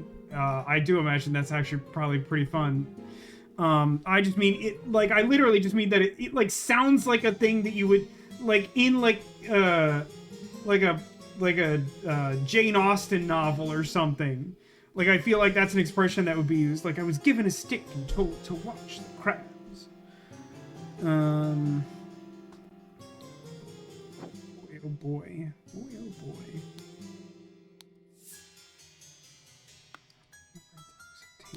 Knife. What change the rule with the staff members work here the longest gets the bottom row. So wait a minute. If I know that Ada is here, then Lucia should be Smith, yeah? Just say Smith. Lucia Smith.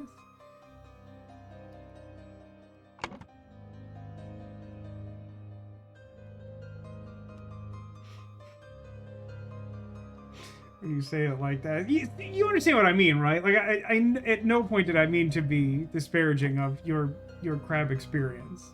There's something about, like, the cadence and the word choice that just makes it sound like a Victorian punishment. Let's start working on this nonsense. No, wait, the, like, food and stuff is only a vessel to try and figure out who sat where. Oh, that's gonna suck. Ah, that's really gonna suck. So wait a minute. The tonic. The tonic. Tonic is like... It's the cloudy crab.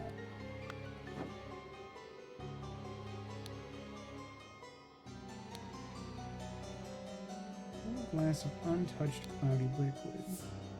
An empty glass. So this individual here, with the half-drunk wine and the partially drunk junk, there's some note about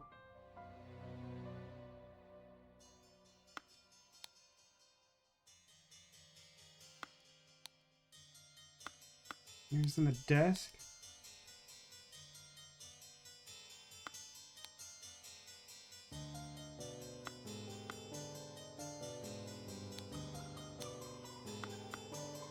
There was a note about this, wasn't there?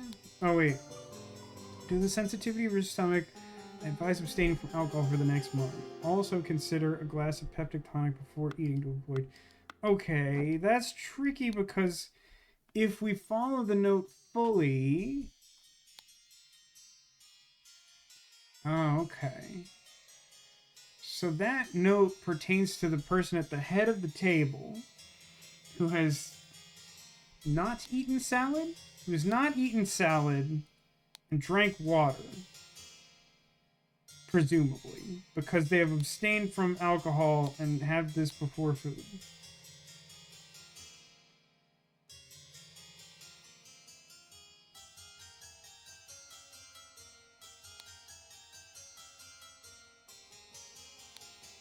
Two partially eaten salads. Do we think that this lady that everyone's lusting after is a cigar smoker?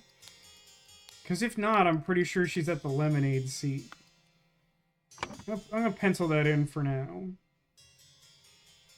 Her name is Mary Richards. Whose house is this? I want to say Edmund's. It has to be, right? Because he's the one who's written notes to all the staff. So then you would think that this note in the safe is about him. Which would mean that,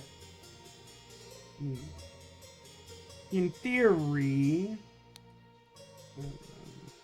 Loudsley is sitting there. Now, someone paid this dude whose name I don't know. Oh, wait. Hang on. I should be able to name these two women if I think about it. Really, really hard. And by that, I mean go back over there. So this lady, the scowling lady, is Lucia Smith. Just say Smith. And the other one is Ada. There's a lot of words. Ada Baker. And then this guy is an additional individual. Water for drinking? No thanks. Dr. Pepper for me. But Zacula, Dr. Pepper doesn't have all of the electrolytes that your body craves.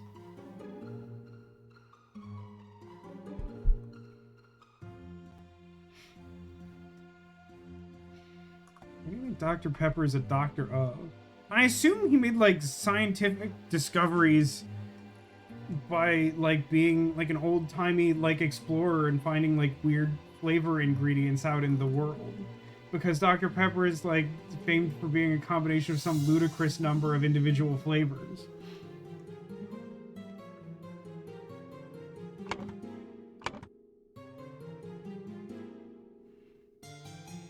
At the dinner party, Blank ingested poison and died. Well, that's Rose, because Rose is the one who's most dead.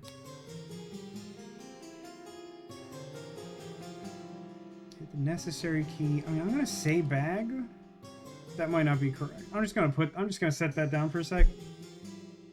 It's got 23 flavors. I'm sure there's electrolytes in at least a few of those. I mean, maybe, but like, accidental, you know? So it says, I'm pretty sure it was actually sold as a remedy of sorts. You know, that does make sense. For the old-timey era in which I imagine those flavors were first combined, like, yeah, that's probably what we were going for.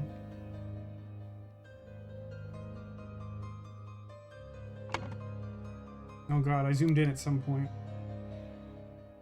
Brian served everything as instructed. So that suggests that Brian served everything.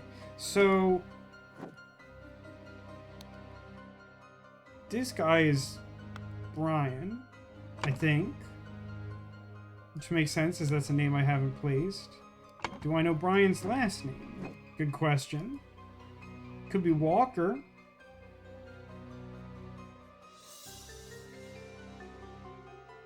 I think it's Walker. It's Walker! Incredible. Well, that's a weight off. So, does that actually help narrow much down? David Gordon.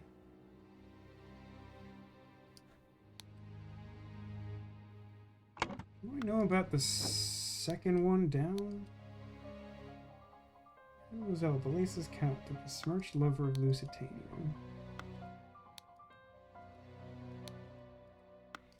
So that's like a naughty book, right? Laceless count.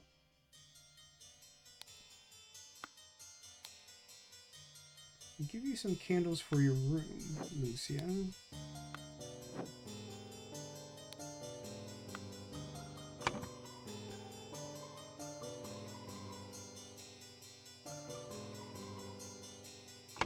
Oh my, yes. No, wait, there's a problem here, isn't there? But I got that name right.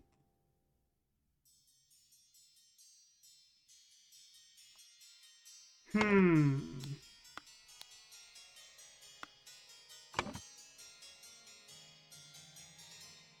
Why does her room have candles if the other lady is offering to give her candles to read a naughty book that's also in a separate room?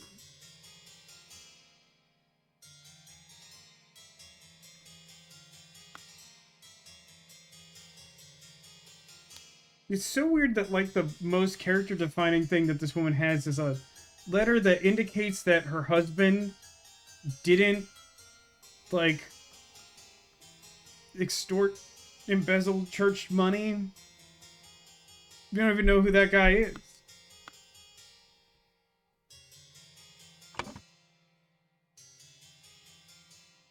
So that guy has a note. Gordon's job requires that he may arrive or leave during the night. No complaining about this. Why would someone complain about this?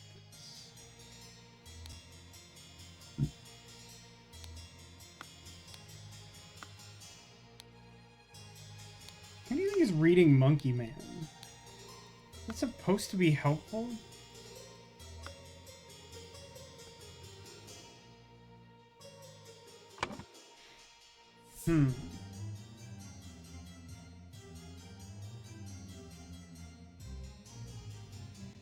So, okay, if we look at the dinner table, let's look at the drinks again.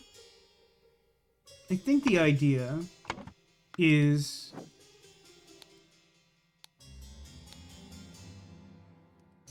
I think the idea is that, like, poison was injected into one of the drinks. So, like, we should maybe be able to work out what drink was poisoned. And if we can figure that out, we could probably at least figure out where Rose Kubert sits.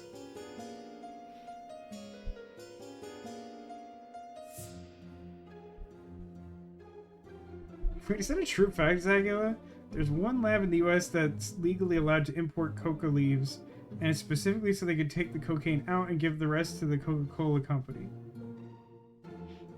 I've never heard such a thing. That's wild. I mean, obviously I know that, like, originally it was, like, just cocaine syrup that everyone loved. Sorry that your train is not moving. Does that mean, wait, you're already out of work and, I guess scooter time is post-train? Is that right? Red liquid. Red liquid. Red liquid. So I think that Rose drank some of the tonic. There are only 2 glasses of tonic, and I believe that Edmund didn't drink his, even though it's, like, prescribed to him or whatever. And I think that that was poisoned because they were probably targeting him. There's, like, a couple of letters in his trash that kind of suggest he's made enemies. And there's, like, multiple people who drank the wine, and the other lady drank the lemonade and seems okay. So I think that it's... I think that Rose Kubert sat here, which leads me to think that Lothar would have sat here, and that kind of tracks because he, like, older guy probably smoked the cigar, and then what's his face, Peter Batley paid the servant a shilling to get him sat next to Mary. Yeah, look at that. I know how to untangle a poisoned dinner party. Okay. 2 down, 2 to go. So, okay, that being true, someone obviously wanted Edmund Cloudsley dead. And then Brian Walker poisoned the tonic. Put the necessary key in a bag? I think it's literally just... Is it Final Vanguard wanted him dead? Or is it the... The revolution will come for the likes of you, so you will pay for your sins with your blood. Yeah, I mean, that's an outright death threat, whereas the other guy's just like, watch out, Brotherhood of Masks.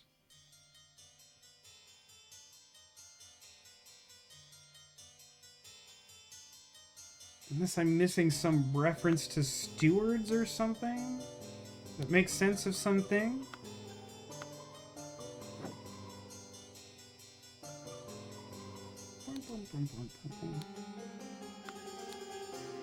Okay, so keys that this guy has is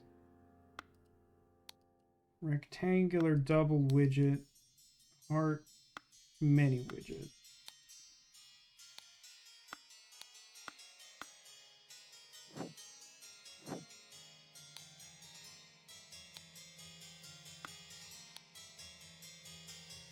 Many widget. No widget. 2 widget.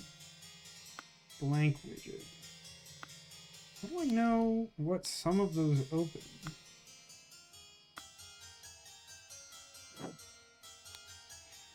Like, one presumes that the blue key opens the blue lock. That's double widget. And I believe it's the tonic that got tampered with. So that's possible. I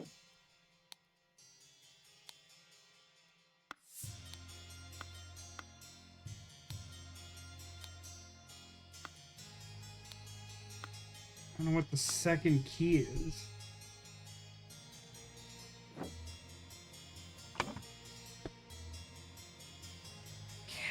Who's the guy?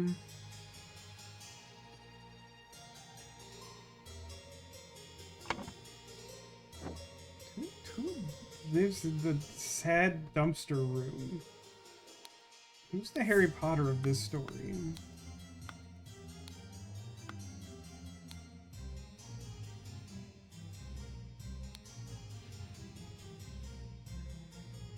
Baker, Mrs. Smith, Mr.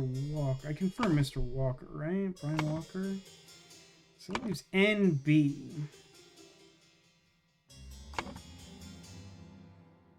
And David Gorin.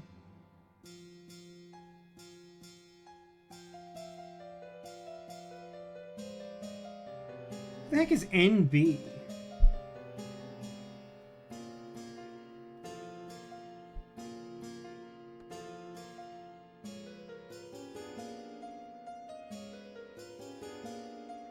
Vanguard or George Bridges. Do I have something that would distinguish between which of these, like, opponents? So you pay for your sins against honest common folk.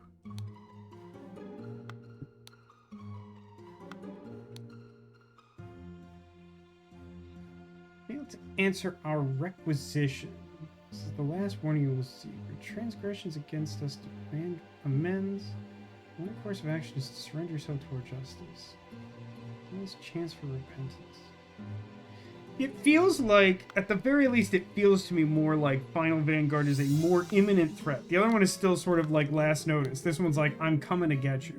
So I'm going to say Final Vanguard wants Edmund Cloudsley dead.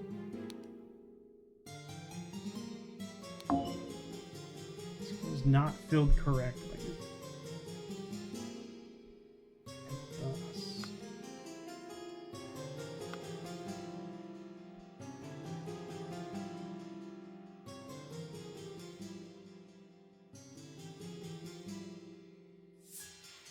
At this point, I feel reasonably confident that the tonic was poisoned. My wetware's dried up.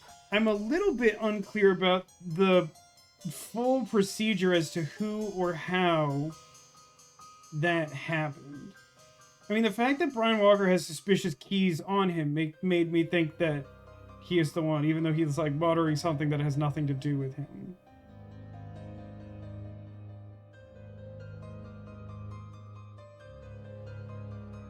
But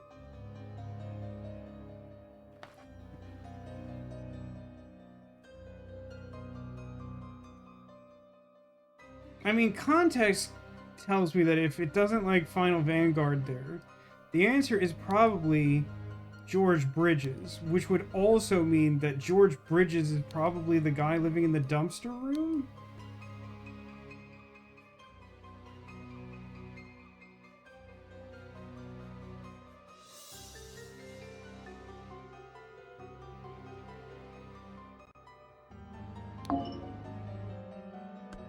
No. Wow, Demolition has just cleaned up 687 gigs of games from my hard drive I haven't played in a while. I was cleaning up some space on my hard drive today, not remotely close to that much. In 2026, that's like 2 to 4 games. Maybe the way you play games, that's like a friggin' gabillion games. Like, the biggest game on my computer is 5 Hearts Under One Roof, because I still haven't deleted that one. And it's just, like, a bunch of video. I did recently clear, Immortality, which I assume was also big, but I didn't check how... I don't remember how big that was. This is also I don't know who goes in this last room, considering I don't... Second. Who's reading this horny book? And, like, wants a better room or whatever, and has a knife?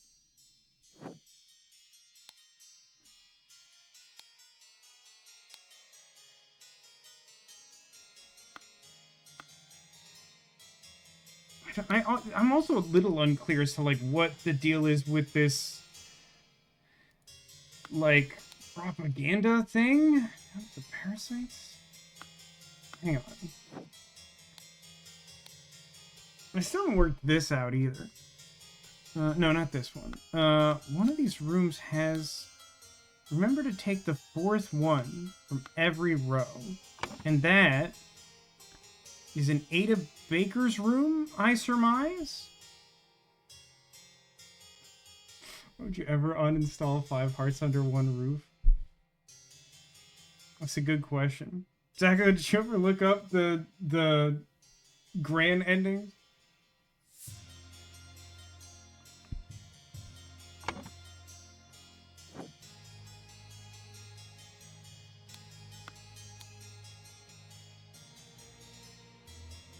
Meant to, but I forgot. That's gonna be on my tombstone. Like, it's possible the garbage room could be Little Pip. I don't really know what the deal with NB is.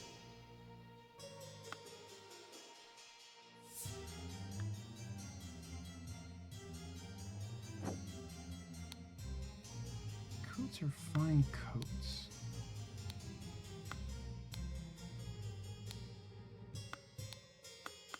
Right. Right.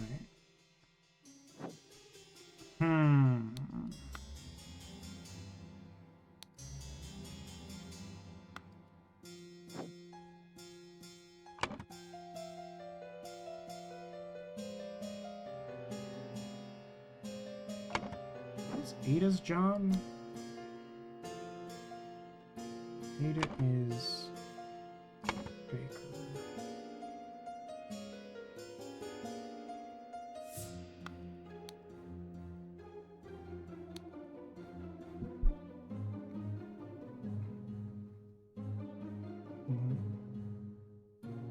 김기소라기.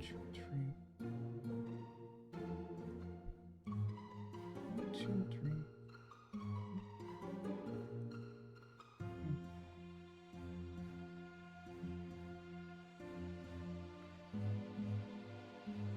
No, I don't think that's helpful. It's fired off random name game of people who could fit the slots and got is that your favorite option in the list? Sarah was summoned by Kim Kitsuragi. You know that to be true. Don't act like that's a surprise, Aculum. What is this key for? This key would be for the pantry, which makes sense, because she's like the cook.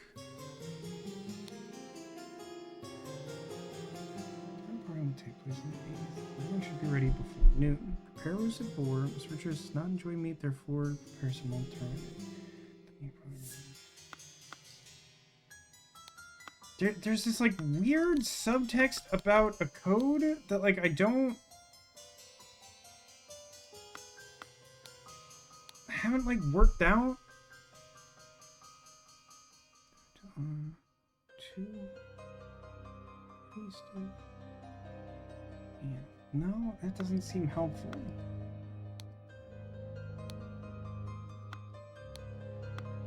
Oh my gosh!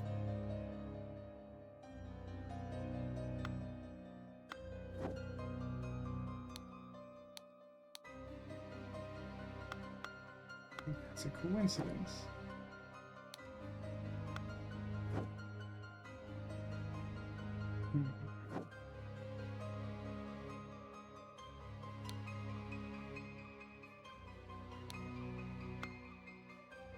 I mean, I could brute force this. I'd rather understand.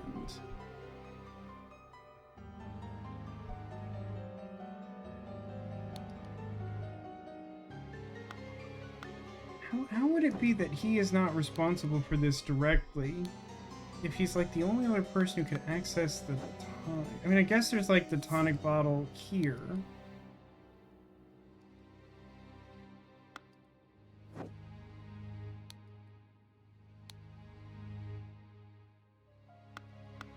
I don't get the code thing at all. It seems important.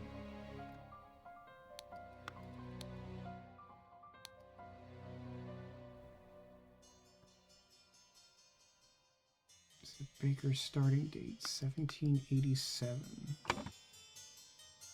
I think that tracks. I don't think that is... It shouldn't be a contradiction because, like, I figured out their names because of this.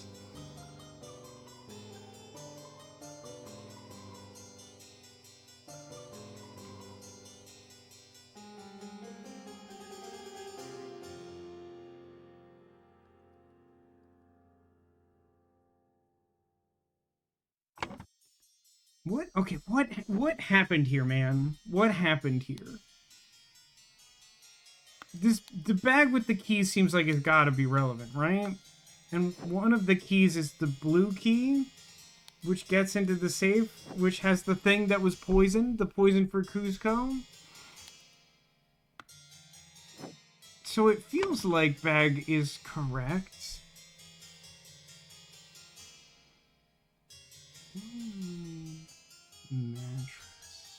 Mattress? Oh, wait a minute. What's this thing?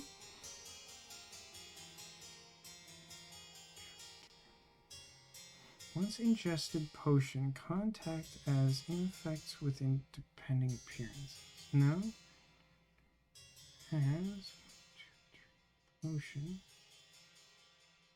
And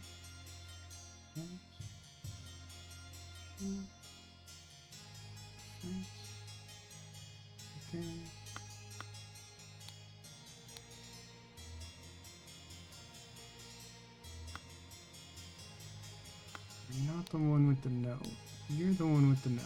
Take the fourth one from every row. Fourth one from every row. Not every fourth word. Fourth one in every row. That's Ada's room. In every row. Use. Substance. 2. Remove. Target. Sincerely. Dark hand. Oh.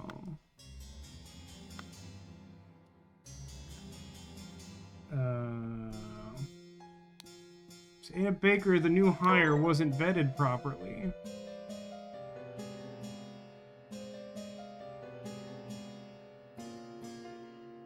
That's interesting. So then, what's the deal? What's going on here? There's just, it seems like there's too many rooms, man.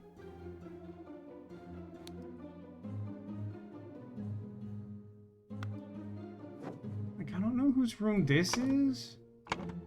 And I still don't know who lives in the dumpster Harry Potter room. they have like a bunch of like. Listen, it's like I'm gonna make the educated guess that the dumpster room is where little Pip lives.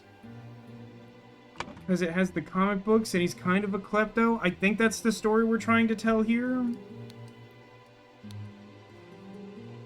But like, what does that leave us for like the last name?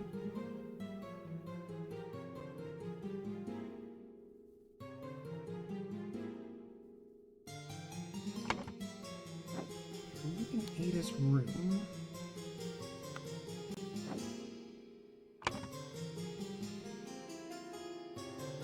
The only thing that feels like it could be wrong here is bag, which is fine. The necessary key.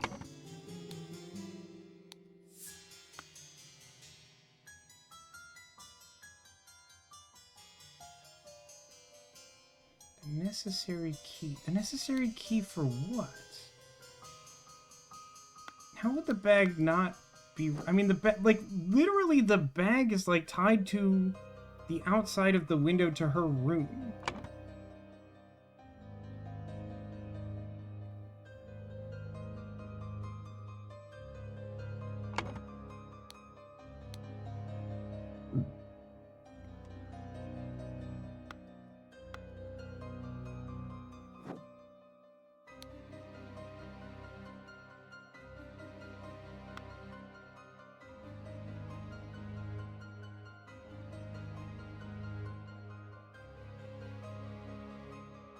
Here's as I do love that we now have oh my yes, oh my no, and oh my gosh. You know, I hadn't considered it in that way, but that is interesting.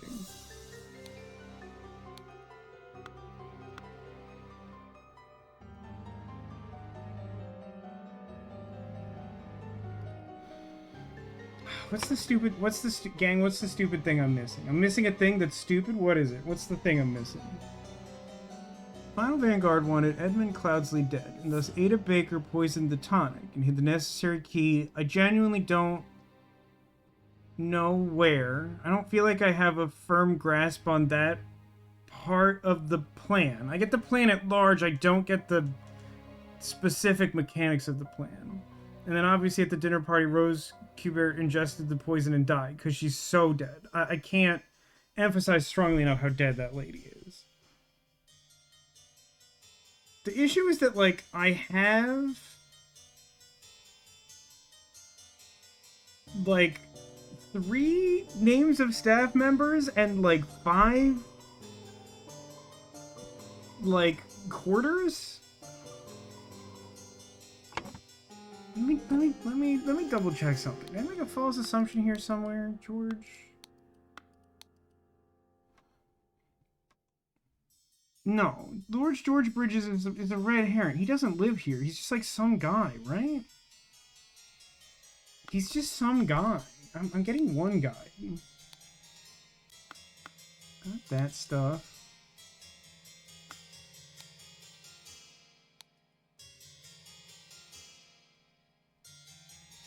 This is like almost a red herring, but I guess it's just meant to tell you to look out for a code so that the other thing means something to you.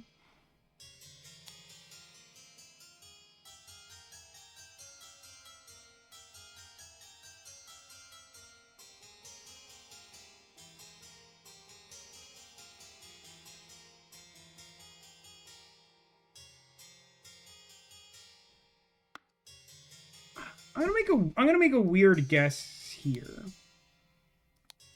So, okay. Let's examine this from the start. So this room, I feel like I don't have that much information about it.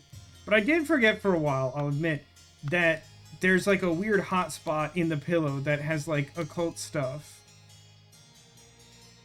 This does imply that the person who lives here is a staff member. I was gonna say that like maybe the useless guy who got the aphorisms book was like staying here as a guest room. But like, I'll not change the rule that the staff member who's worked here the longest gets the bottom room. And we know that that's Mrs. Smith because of the cow. And we figured out Lucia somehow. I don't remember. It's not relevant. It's confirmed.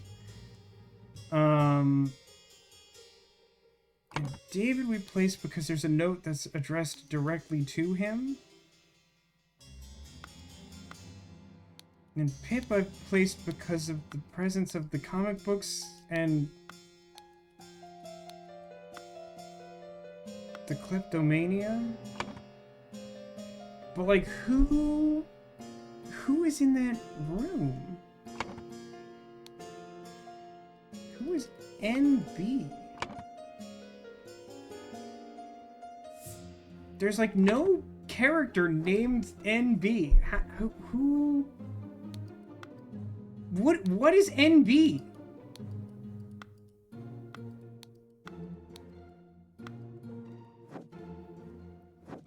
Like, someone has to live in that room.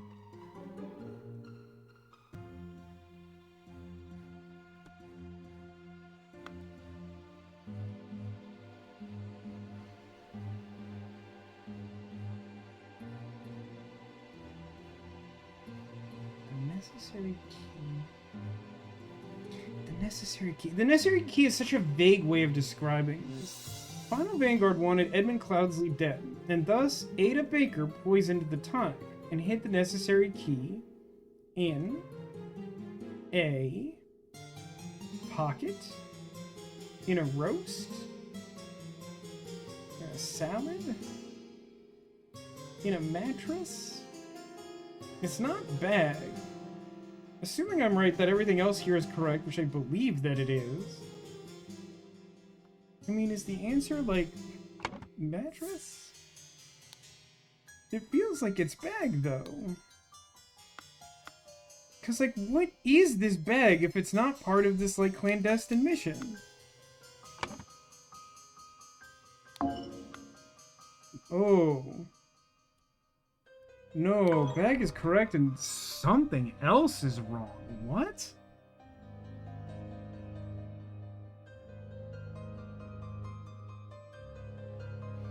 Poison the...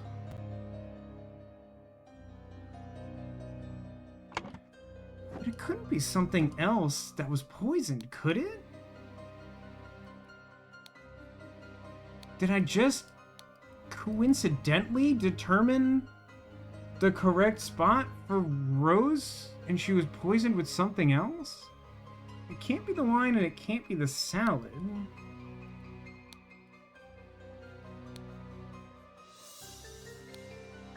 I mean, she had a little bit of everything she had, but like way too many people had the wine for that to be it.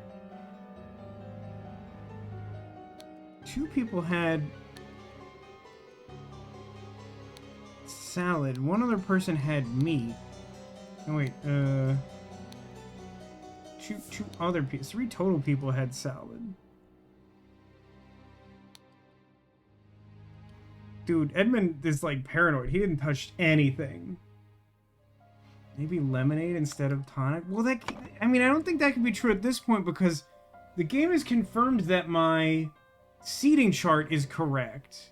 And the only person who had the lemonade is Mary, who's the young woman, who's not the one who died. It's the older woman, Rose, died. And I know where Rose sat, and Rose had meat and salad and wine and tonic. And so, like, the only thing that I could determine that, like, she alone had, which is why, like, no one else is, like, immediately having a fit, is the tonic. Someone else was served tonic but didn't drink it. That's Edmund. I really feel like it's tonic, but if that's true, that would suggest that, like, half of a name is incorrect? Is that possible? I mean, all the names, Edmund, Ada, and Rose, all match the correct names. Oh. So then, it's not Final Vanguard, it's George Bridges? No?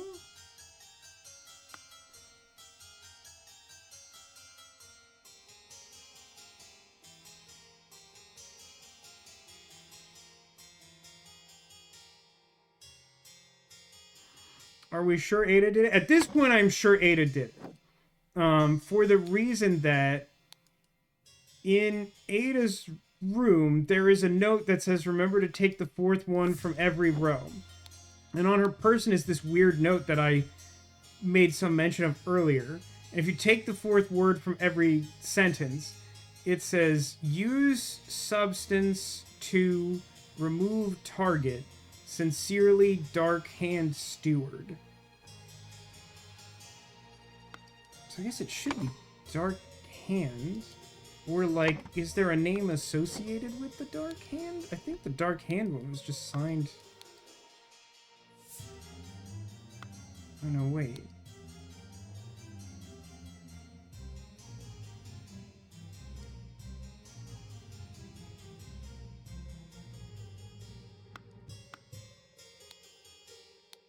Is there anything that mentions the Dark Hand, actually? I made a false assumption in there.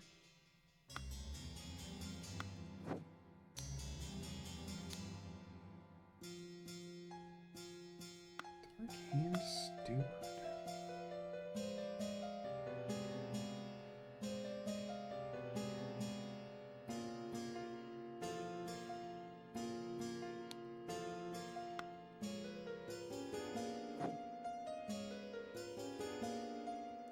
So it was the tonic and it was the bag.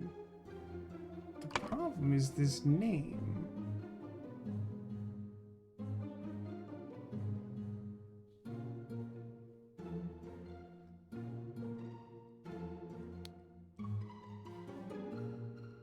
Dark Hand Steward?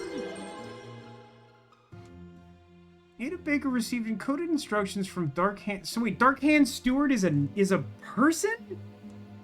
That's really confusing.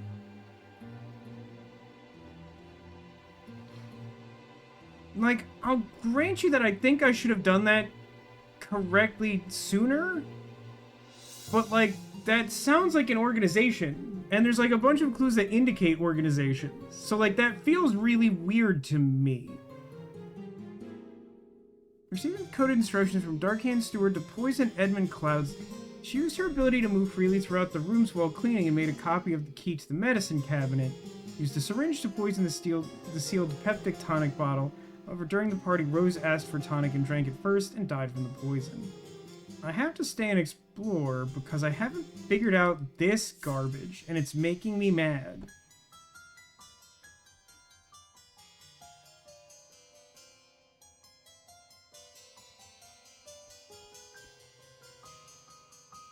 I have, like, none real names to put in this last slot, and it's making me furious. George Bridges. Incorrectly filled slots. Yeah, I bet. Wait, though. That suggested that there were more than two that were wrong.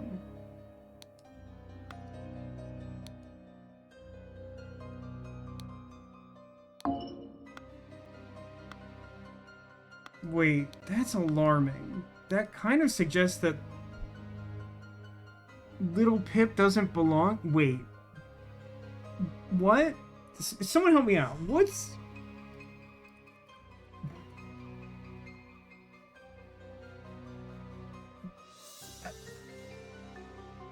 I literally have all of the word clues. Is this not supposed to be solvable? Is that a thing that can happen in this game?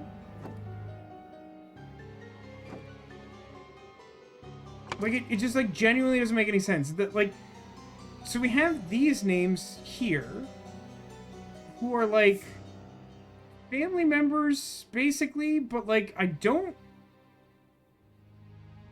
Like, these are all staff quarters, aren't they? Except possibly, like, the garbage room. But, like, I'm really unclear what the garbage room's deal is. You've one of the full names wrong?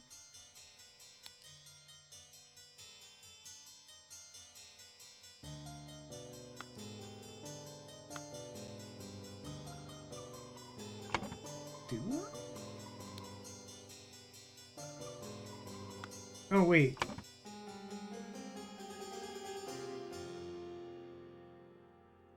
Oh, well, okay.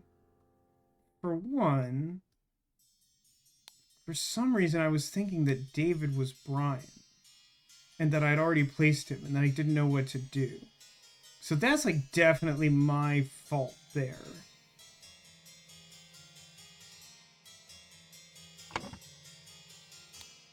Where did the David thing come from?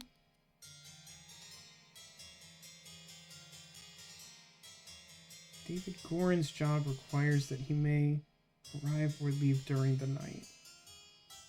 So one could extrapolate that this list are like the people who are like the staff on the right side who get the real rooms. And that David Gorin lives in the garbage room. But I don't know who that is. I just don't know.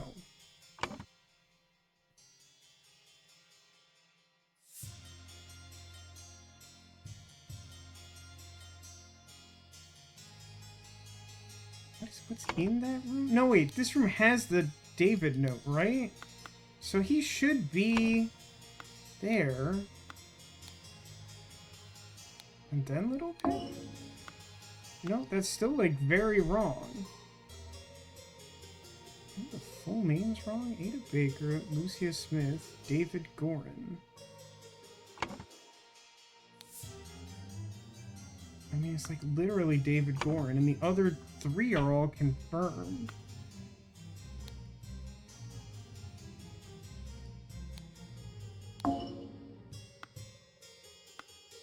I don't understand this.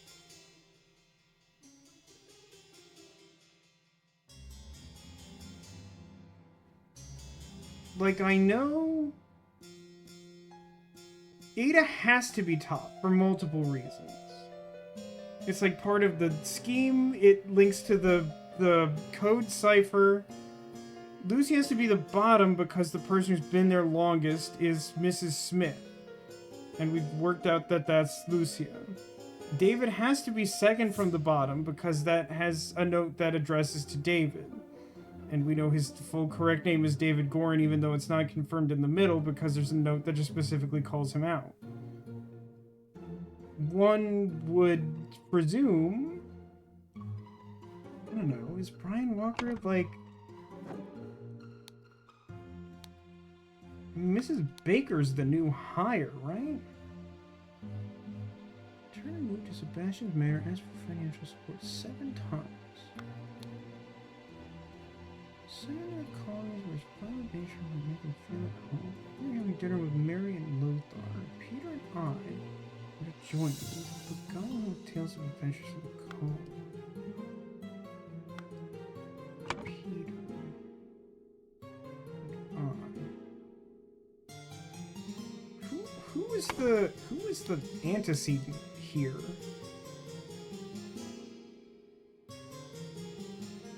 Beguiling with tales of adventures in the colonies. Violent nature. Who has a violent nature here?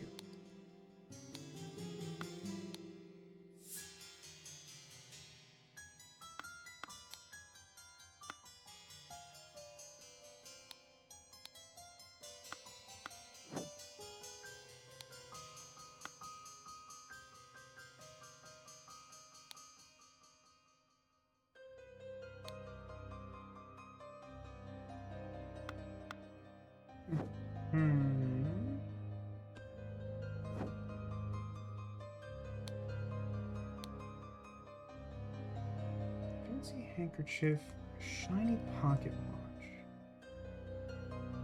But like also a bunch of keys.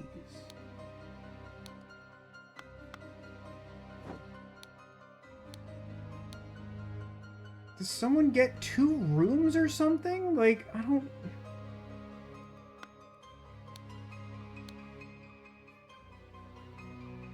Change the world that the staff members work to the law. Who would ask about that? It's not Ada, because she seems... First off, it's not her room. We know where her room is. And secondly, like, she seems to have all the access that she needs.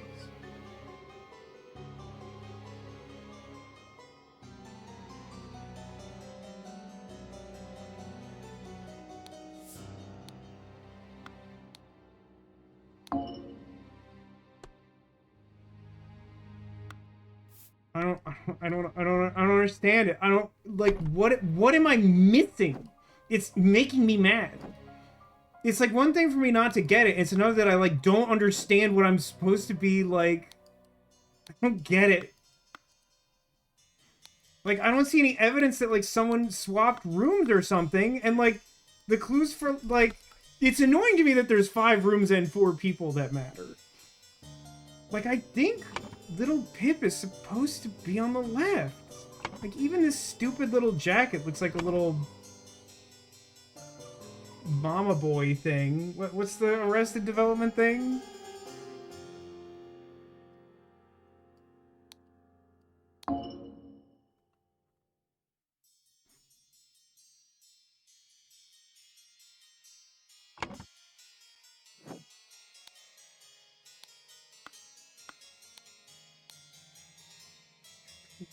Bottle of pink liquid. Love potion. So whoever's in this stupid room that fills me with hatred has a crush on someone or something?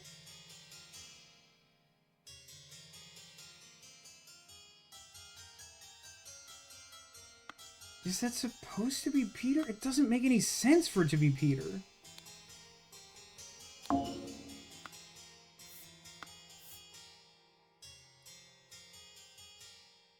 I don't think it's Edmund.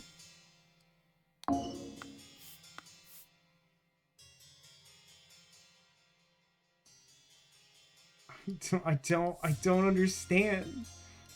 There aren't any other people who could be in this house, and everyone has a place already. Swap 2 of the names? For what purpose? Like, there's no I see no rationale to change anything. I just want to understand why. If I understood, like, what I have done incorrectly, it wouldn't make me furious, but I don't understand. I see absolutely nothing in this entire house that suggests that this is wrong.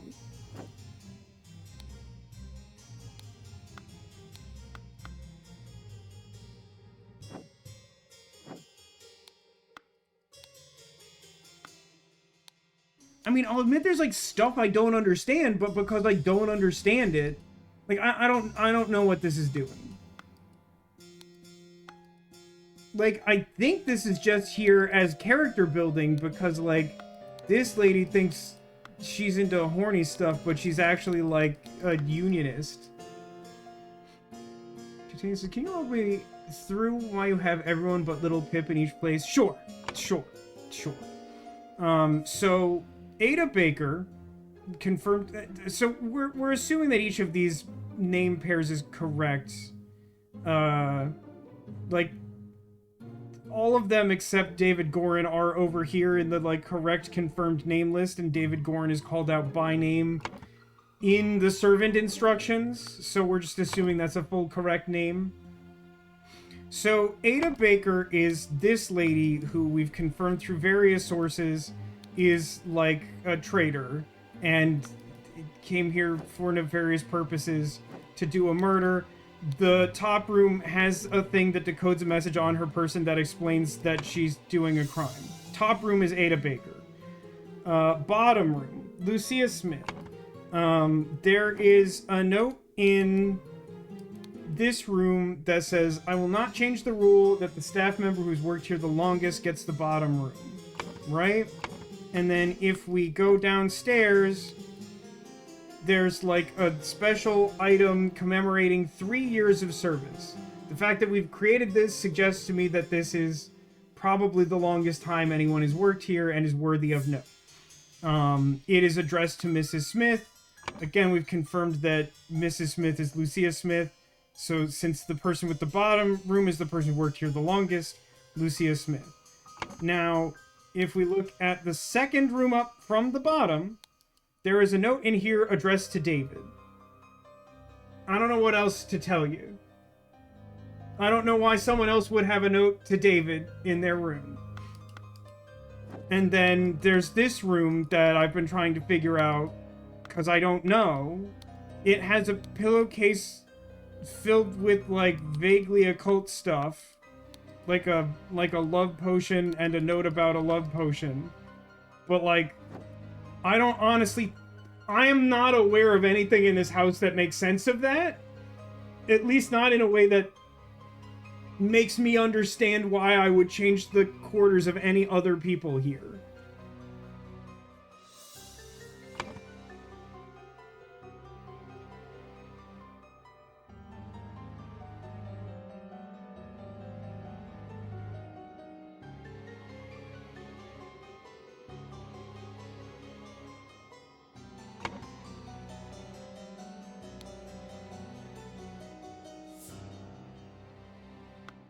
Show me the note to David again. There's this one. It says, David, clean up the barn until Wednesday. I plan to continue experimenting with the artifact. Signed, Edmund Cloudsman. Cloud Guy. One of the recurring characters.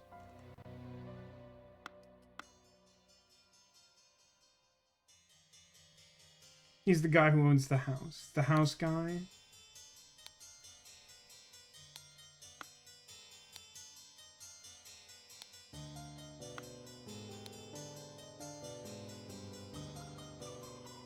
Well, the fact that Dark Hand comes from the comic, I don't like that.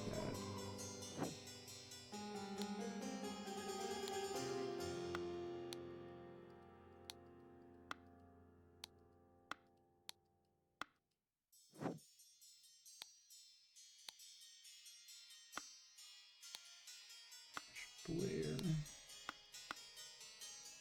It also makes me mad that, like, there's a notice to NB, and I don't know who that is, and there's no name that's NB.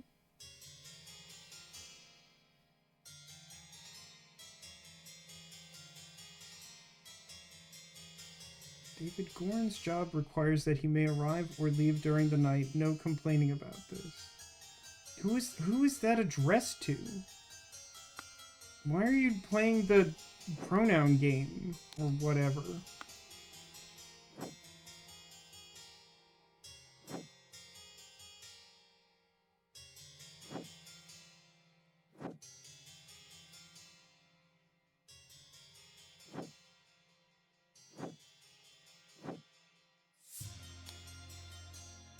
What? Can someone point me to a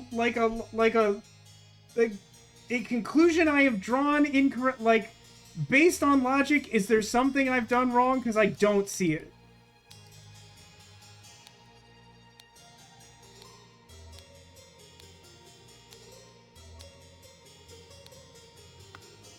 There is one thing, but I want to be clear about this.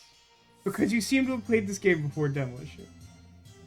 Is this based on hindsight, or is this based on logic?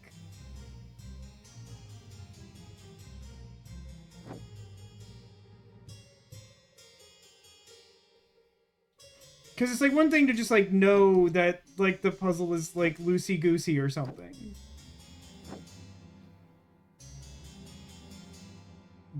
Both. Alright. Okay, I'm gonna make an adult decision, which is that I want to solve this, but I should want to solve this less than I want to be upset at a video game.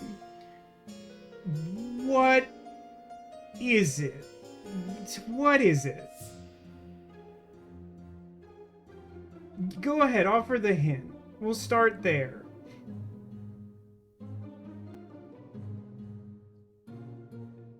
Three years is not a long time.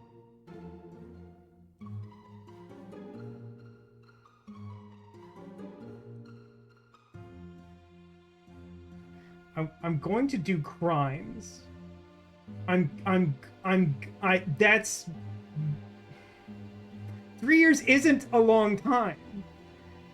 But why would this even exist if that wasn't the purpose of it? That doesn't make any sense. There's no reason to put... You made an art asset for this. It's meant to show she can't be in there? That doesn't make any sense. because there's nothing else that indicates... Like, there's something that indicates that Miss Baker started, like, this year or something. Last year, I guess. That's weird.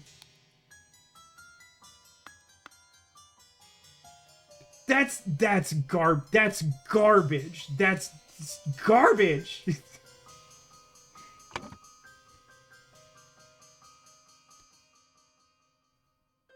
So then, I mean, presumably then she's in the porn room. That sucks. That makes me mad. That makes me mad, and I'm not embarrassed to be mad about it, because that sucks. Like, if you have the ability to make all the elements of your puzzle, don't make a huge logical false flag.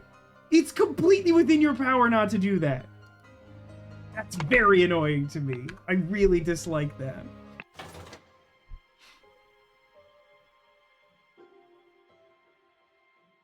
That being said, it is very difficult to make a puzzle game that doesn't have some garbage in it, even though that's such preventable garbage and it makes me very upset. Like, there's no reason to do that. I can't even, like, I'm trying to be positive about it, and I cannot think of a way in which I could justify deliberately putting that in the game. That's, like, it seems like you would only do that if you hate your player and want them to suffer. Like, that's so stupid. Because, like, even if you wanted to put the stupid cow in there and have it make the point that that's not that much time, then there should be an indicator of more time. Because if you're going to commemorate 3 years of service, then you're going to commemorate, I don't know, like 5 years of service or 10 years of service for someone else. There's no reason that the only thing in the entire house that indicates that is something for someone who's not there the longest. That's not how those things work. Like, if someone spent their entire life working for a company and they retired and you gave them nothing, you wouldn't then give someone who had worked there for 3 years a golden cow teapot or whatever. Like, who made this? Was there anything else in that room that could indicate who it could belong to? Yes, I will admit that yes. She has, like, a saucy romance novel in there. But here's the catch. She also insists that she doesn't read that. Which, it's fine that she lies about it, but in my mind, it's egregious to both have her lie about that and then give the only other identifying clue, like, really misleading properties. I think you can only lie about one of those. In the bottom room, the problem is that the bottom room belongs to a character that you don't know anything else about. Other than that they, like, leave at night and no one should complain about it. But again, the fact that it mentions that you shouldn't complain that that person is leaving suggests to me that there's some reason that they would disrupt other people, not that they are in the position that would, like, most have them not disrupt everyone else on the ground floor where they're not taking the stairs to get out at night. Like, additionally, that room contained, like some weird, like, propaganda pamphlet about, like, upper class people or something.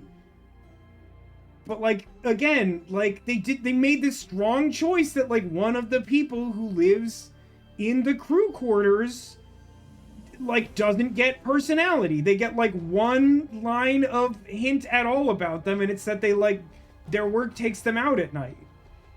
So, like, it's not even a person that we see in the house. So, like, it's really difficult to make educated guesses about them. And, like, there's 2 different lies about the other woman. It's very annoying. Like, logic puzzles only work if you accept foundationally that the information given to you can lead to a correct conclusion. I think that's garbage. That said, even though I have very strong negative feelings about that. I think that is an unforced error of an incredibly high order of magnitude. Every other thing in this game so far, other than the character design, which I think is disgusting, has been great. I like the logic puzzles. I like the increasing scope of them. I just get mad when you tell me that you've made a logic puzzle and then you lie about it. Because then you're just doing, like... You're doing, like, Hora Instundiga. Where you're like, of course, the solution makes sense as long as you assume that the answer doesn't make any sense.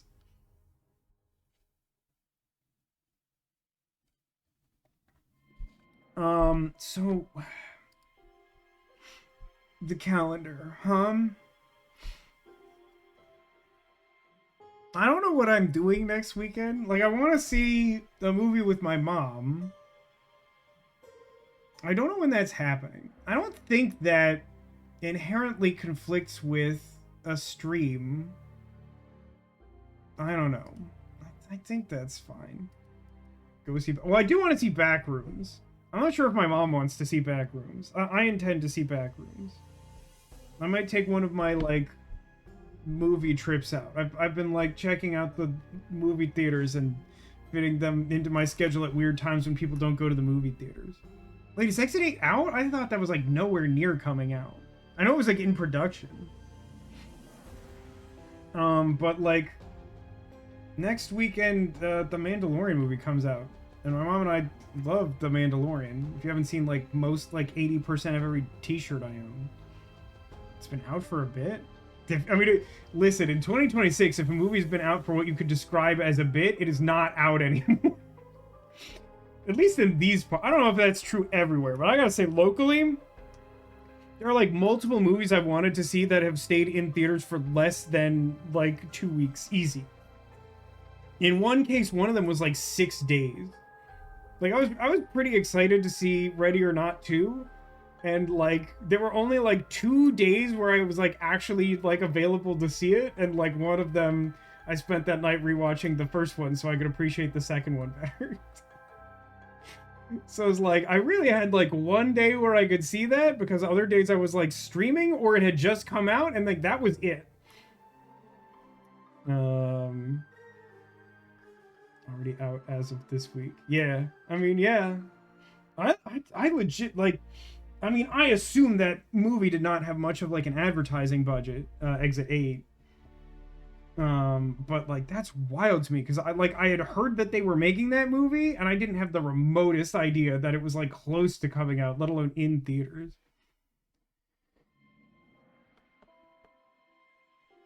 Surprisingly good reviews. I mean, sure, I just, like, you know, it doesn't help me if I don't know that it's an option to go see it, you know? I'm not necessarily saying they did anything wrong. I'm just saying, like, it could be great. I just had no idea it was out. I doubt I could go see it now. God, I'm so mad. So mad. So mad. It's just dishonest. Look, I know. Listen. Here's what I want you to take away, and then I'm going to be mad again for a minute. What I want you to understand is I am very passionate about puzzle games and puzzles in general because it is important to me to be able to recreationally do something that is, like, brain-based. You know, like, a lot of video games are based on, like, skill or coordination or whatever. I hate timed elements and things. I hate a sense of urgency. I absorb stress at a much higher rate than other people do. There are a lot of things that are fun for other people that I don't enjoy. There's something, like, being able to, like, apply logic to get to a challenging solution in a deterministic way is very interesting and exciting to me. I get so upset when a game tells you that's what it's doing and it does something else. It's just gaslighting. But when I tell you that Slime in the Ice Machine is, like, a logic-based puzzle game that I've had, like, none, like, honestly, like, when I've talked to the developers about like my feedback on it, they've made some inferences that like they feel like some adjustments need to be made based on like some things I've had difficulty with.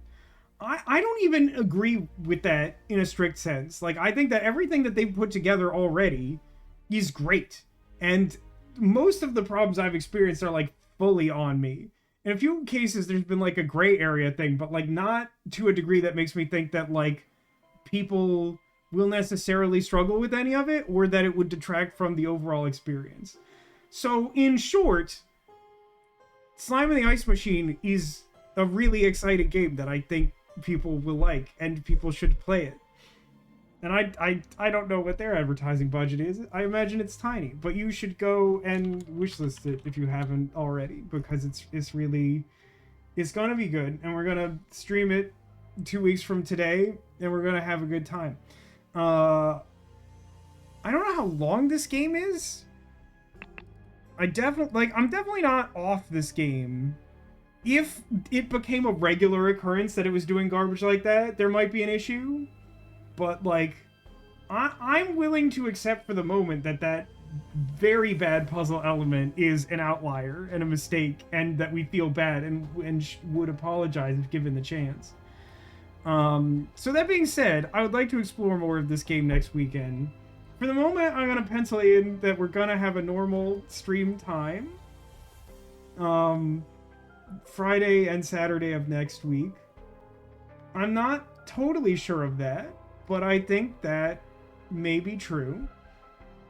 I will keep you posted, and if I don't think this week I will learn anything from the Cerebral Puzzle Showcase about the streaming rules or whatever, like whatever information they're providing. They say they'll do that. It sounds like that'll be like a week in advance, so like by next Saturday I might know more about that. Friday's the Pokemon Fossil Museum. Is that, like, near you? I heard something about that recently, and I feel like I'd heard something vague about it in the past, but I don't know, like, a ton about it. Is it part of, like, an existing museum? Is it, like, the Natural History Museum just, like, set up a cool, like, display of, like, faux fossils that, like, construct the fossil Pokemon? Is kind of the gist I picked up. Chicago Field Museum? I mean, that's pretty rad. I hope you have a great time. I haven't heard anything about them having a Pikachu that's a plush crossover like the Van Gogh one, but if there is one, you should get it, because it sounds General cool. Scuncape. Or hey, are we doing names? The culprit is known as Terror. Everyone's favorite. Heard about it because I visited in Nagasaki. So is it traveling now, or did they just decide to specifically like duplicate it? Pockets Poseidon. To get a Pika with a Dr. Grant getup? Wait, is that real? It's in your Pika set? Why do I not remember this? Traveling. I mean, that's pretty cool. Well, I certainly hope it lasts longer than like 4 calendar days, like every movie that's been released in 2026. That's not true. The Devil Wears Prada definitely lasted at least 2 full weeks.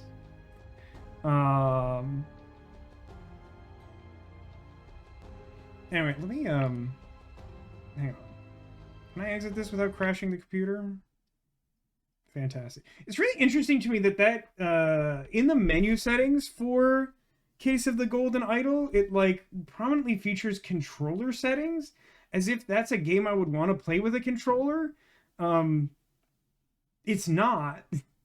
I'm a video gamer who prefers video game controllers to mouse and keyboard. I would say most situations, most circumstances, I would rather have a controller, unless specifically I'm doing something that's very mouse driven, which this game is. So it's really weird. Controller settings are for accessibility. I guess that's fair. It just like it's just not especially well suited to controller. It's a standard thing now. Okay, fair enough. Yeah, like more or less that, Zagula. Strong preference for controller unless it's a strategy. Like RTS or things similar to RTS, like typically feel like they're mouse driven or whatever. I would use the controller in so long I kind of forgot how to really use one. I think it's the kind of thing that, like, even if you're like really like PC first, you prefer mouse and keyboard for most things. I think even then there's like some games that are so like controller driven that like if you were given a controller for them, you'd be like, oh right, yeah, that makes sense. That isn't to say that controllers necessarily superior for those other options. It's just that like I don't know. I grew up on console. I prefer console, and I don't know. I just the controller tends to be a more ergonomic design in my estimation than mouse and keyboard, and typically for my money, if your game requires more inputs than can easily and conveniently be generated by a video game controller, you probably have too many inputs. Again, personal preference, but like if you exceed that number of inputs, I feel like I am put off to your video game personally. Anyway, if you didn't notice, I'm wearing the shirt that represents my mood. One of my favorites, the pirate shirt that says "I'm a wreck, but at least I'm in one piece." That is my mental state at the end of this week, and also conveniently at the end of that puzzle, because that made me big mad. Yeah, the rare use of the wrecked emote. I don't know. At some point, I might do a revamp of that. I really liked the idea of wrecked. It didn't. I don't know. It mostly looks right. I think the main reason people don't use it is because it's one of the expensive ones. But I think it's one of the expensive ones because people didn't initially want to use it. I'd agree with the inputs thing. Yeah, I mean, I don't know. I don't think it's actually an uncommon opinion that like it's easy for there to be too many inputs in a video game. Maybe not easy, but that there can clearly be too many inputs in a video game. Continue pointed out that like someone we both follow was like streaming a strategy game that had like just like so many things to track, and I was like, this seems like a cool game that I also don't want to play at all. It was what, like 16 inputs? It kind of depends on how you define them, but yeah, you got like directions in the form of like D-pad and joystick. Some games those are sort of interchangeable. Some will use them in distinct ways. You got like 4 face buttons, 2 shoulder buttons, 2 triggers.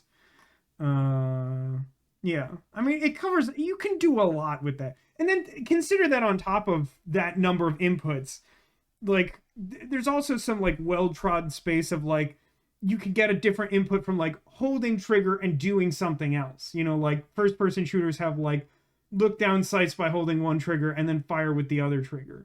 But like the trigger itself could do something else if you weren't looking down sights or something.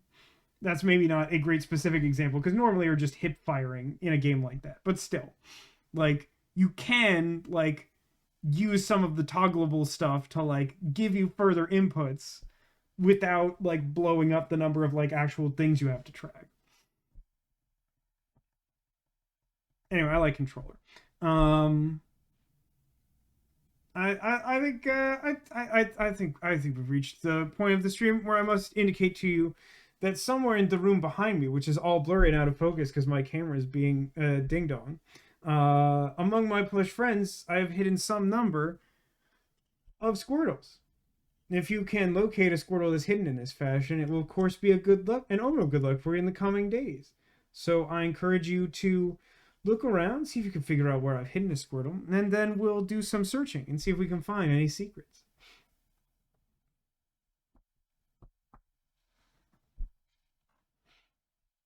I'm going to try and be objective here while I wait for some guesses to come in. I want to say that even including that really upsetting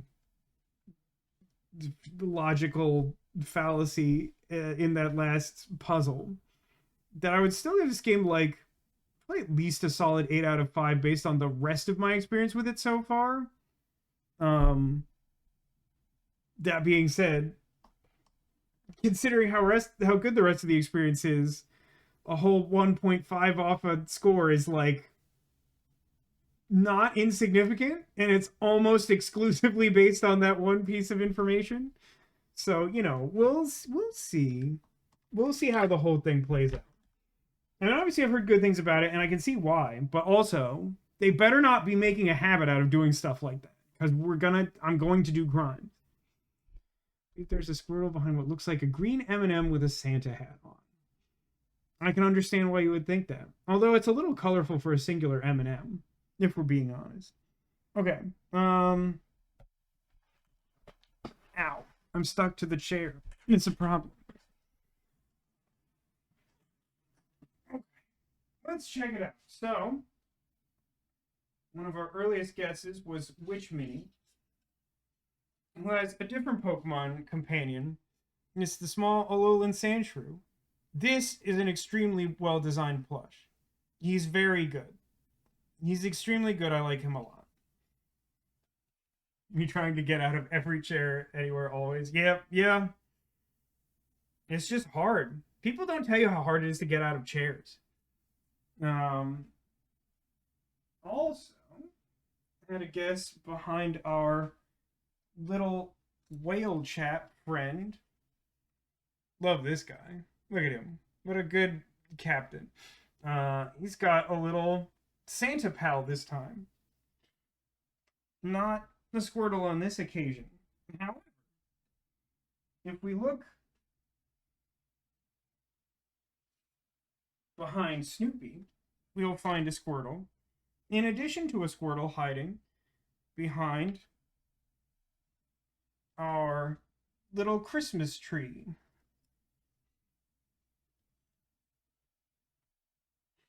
Is he in a hoodie? Is which one in a hoodie?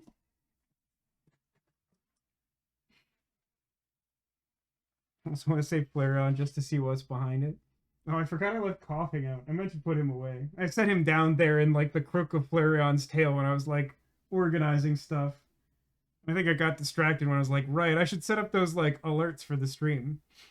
It's the tree I was with. I mean, like, at that distance, I can get you not understanding is a Christmas tree, but there was enough like detail that like Eminem probably wasn't it.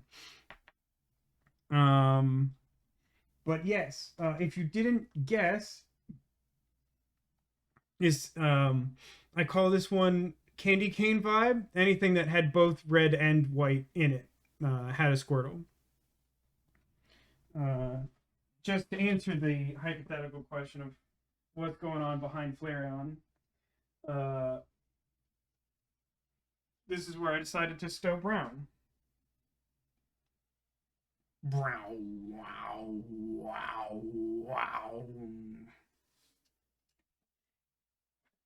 He's very tall. He's a little big for the shelves, of course. Brown. So round. Yeah, man. Very circular. He's perfection.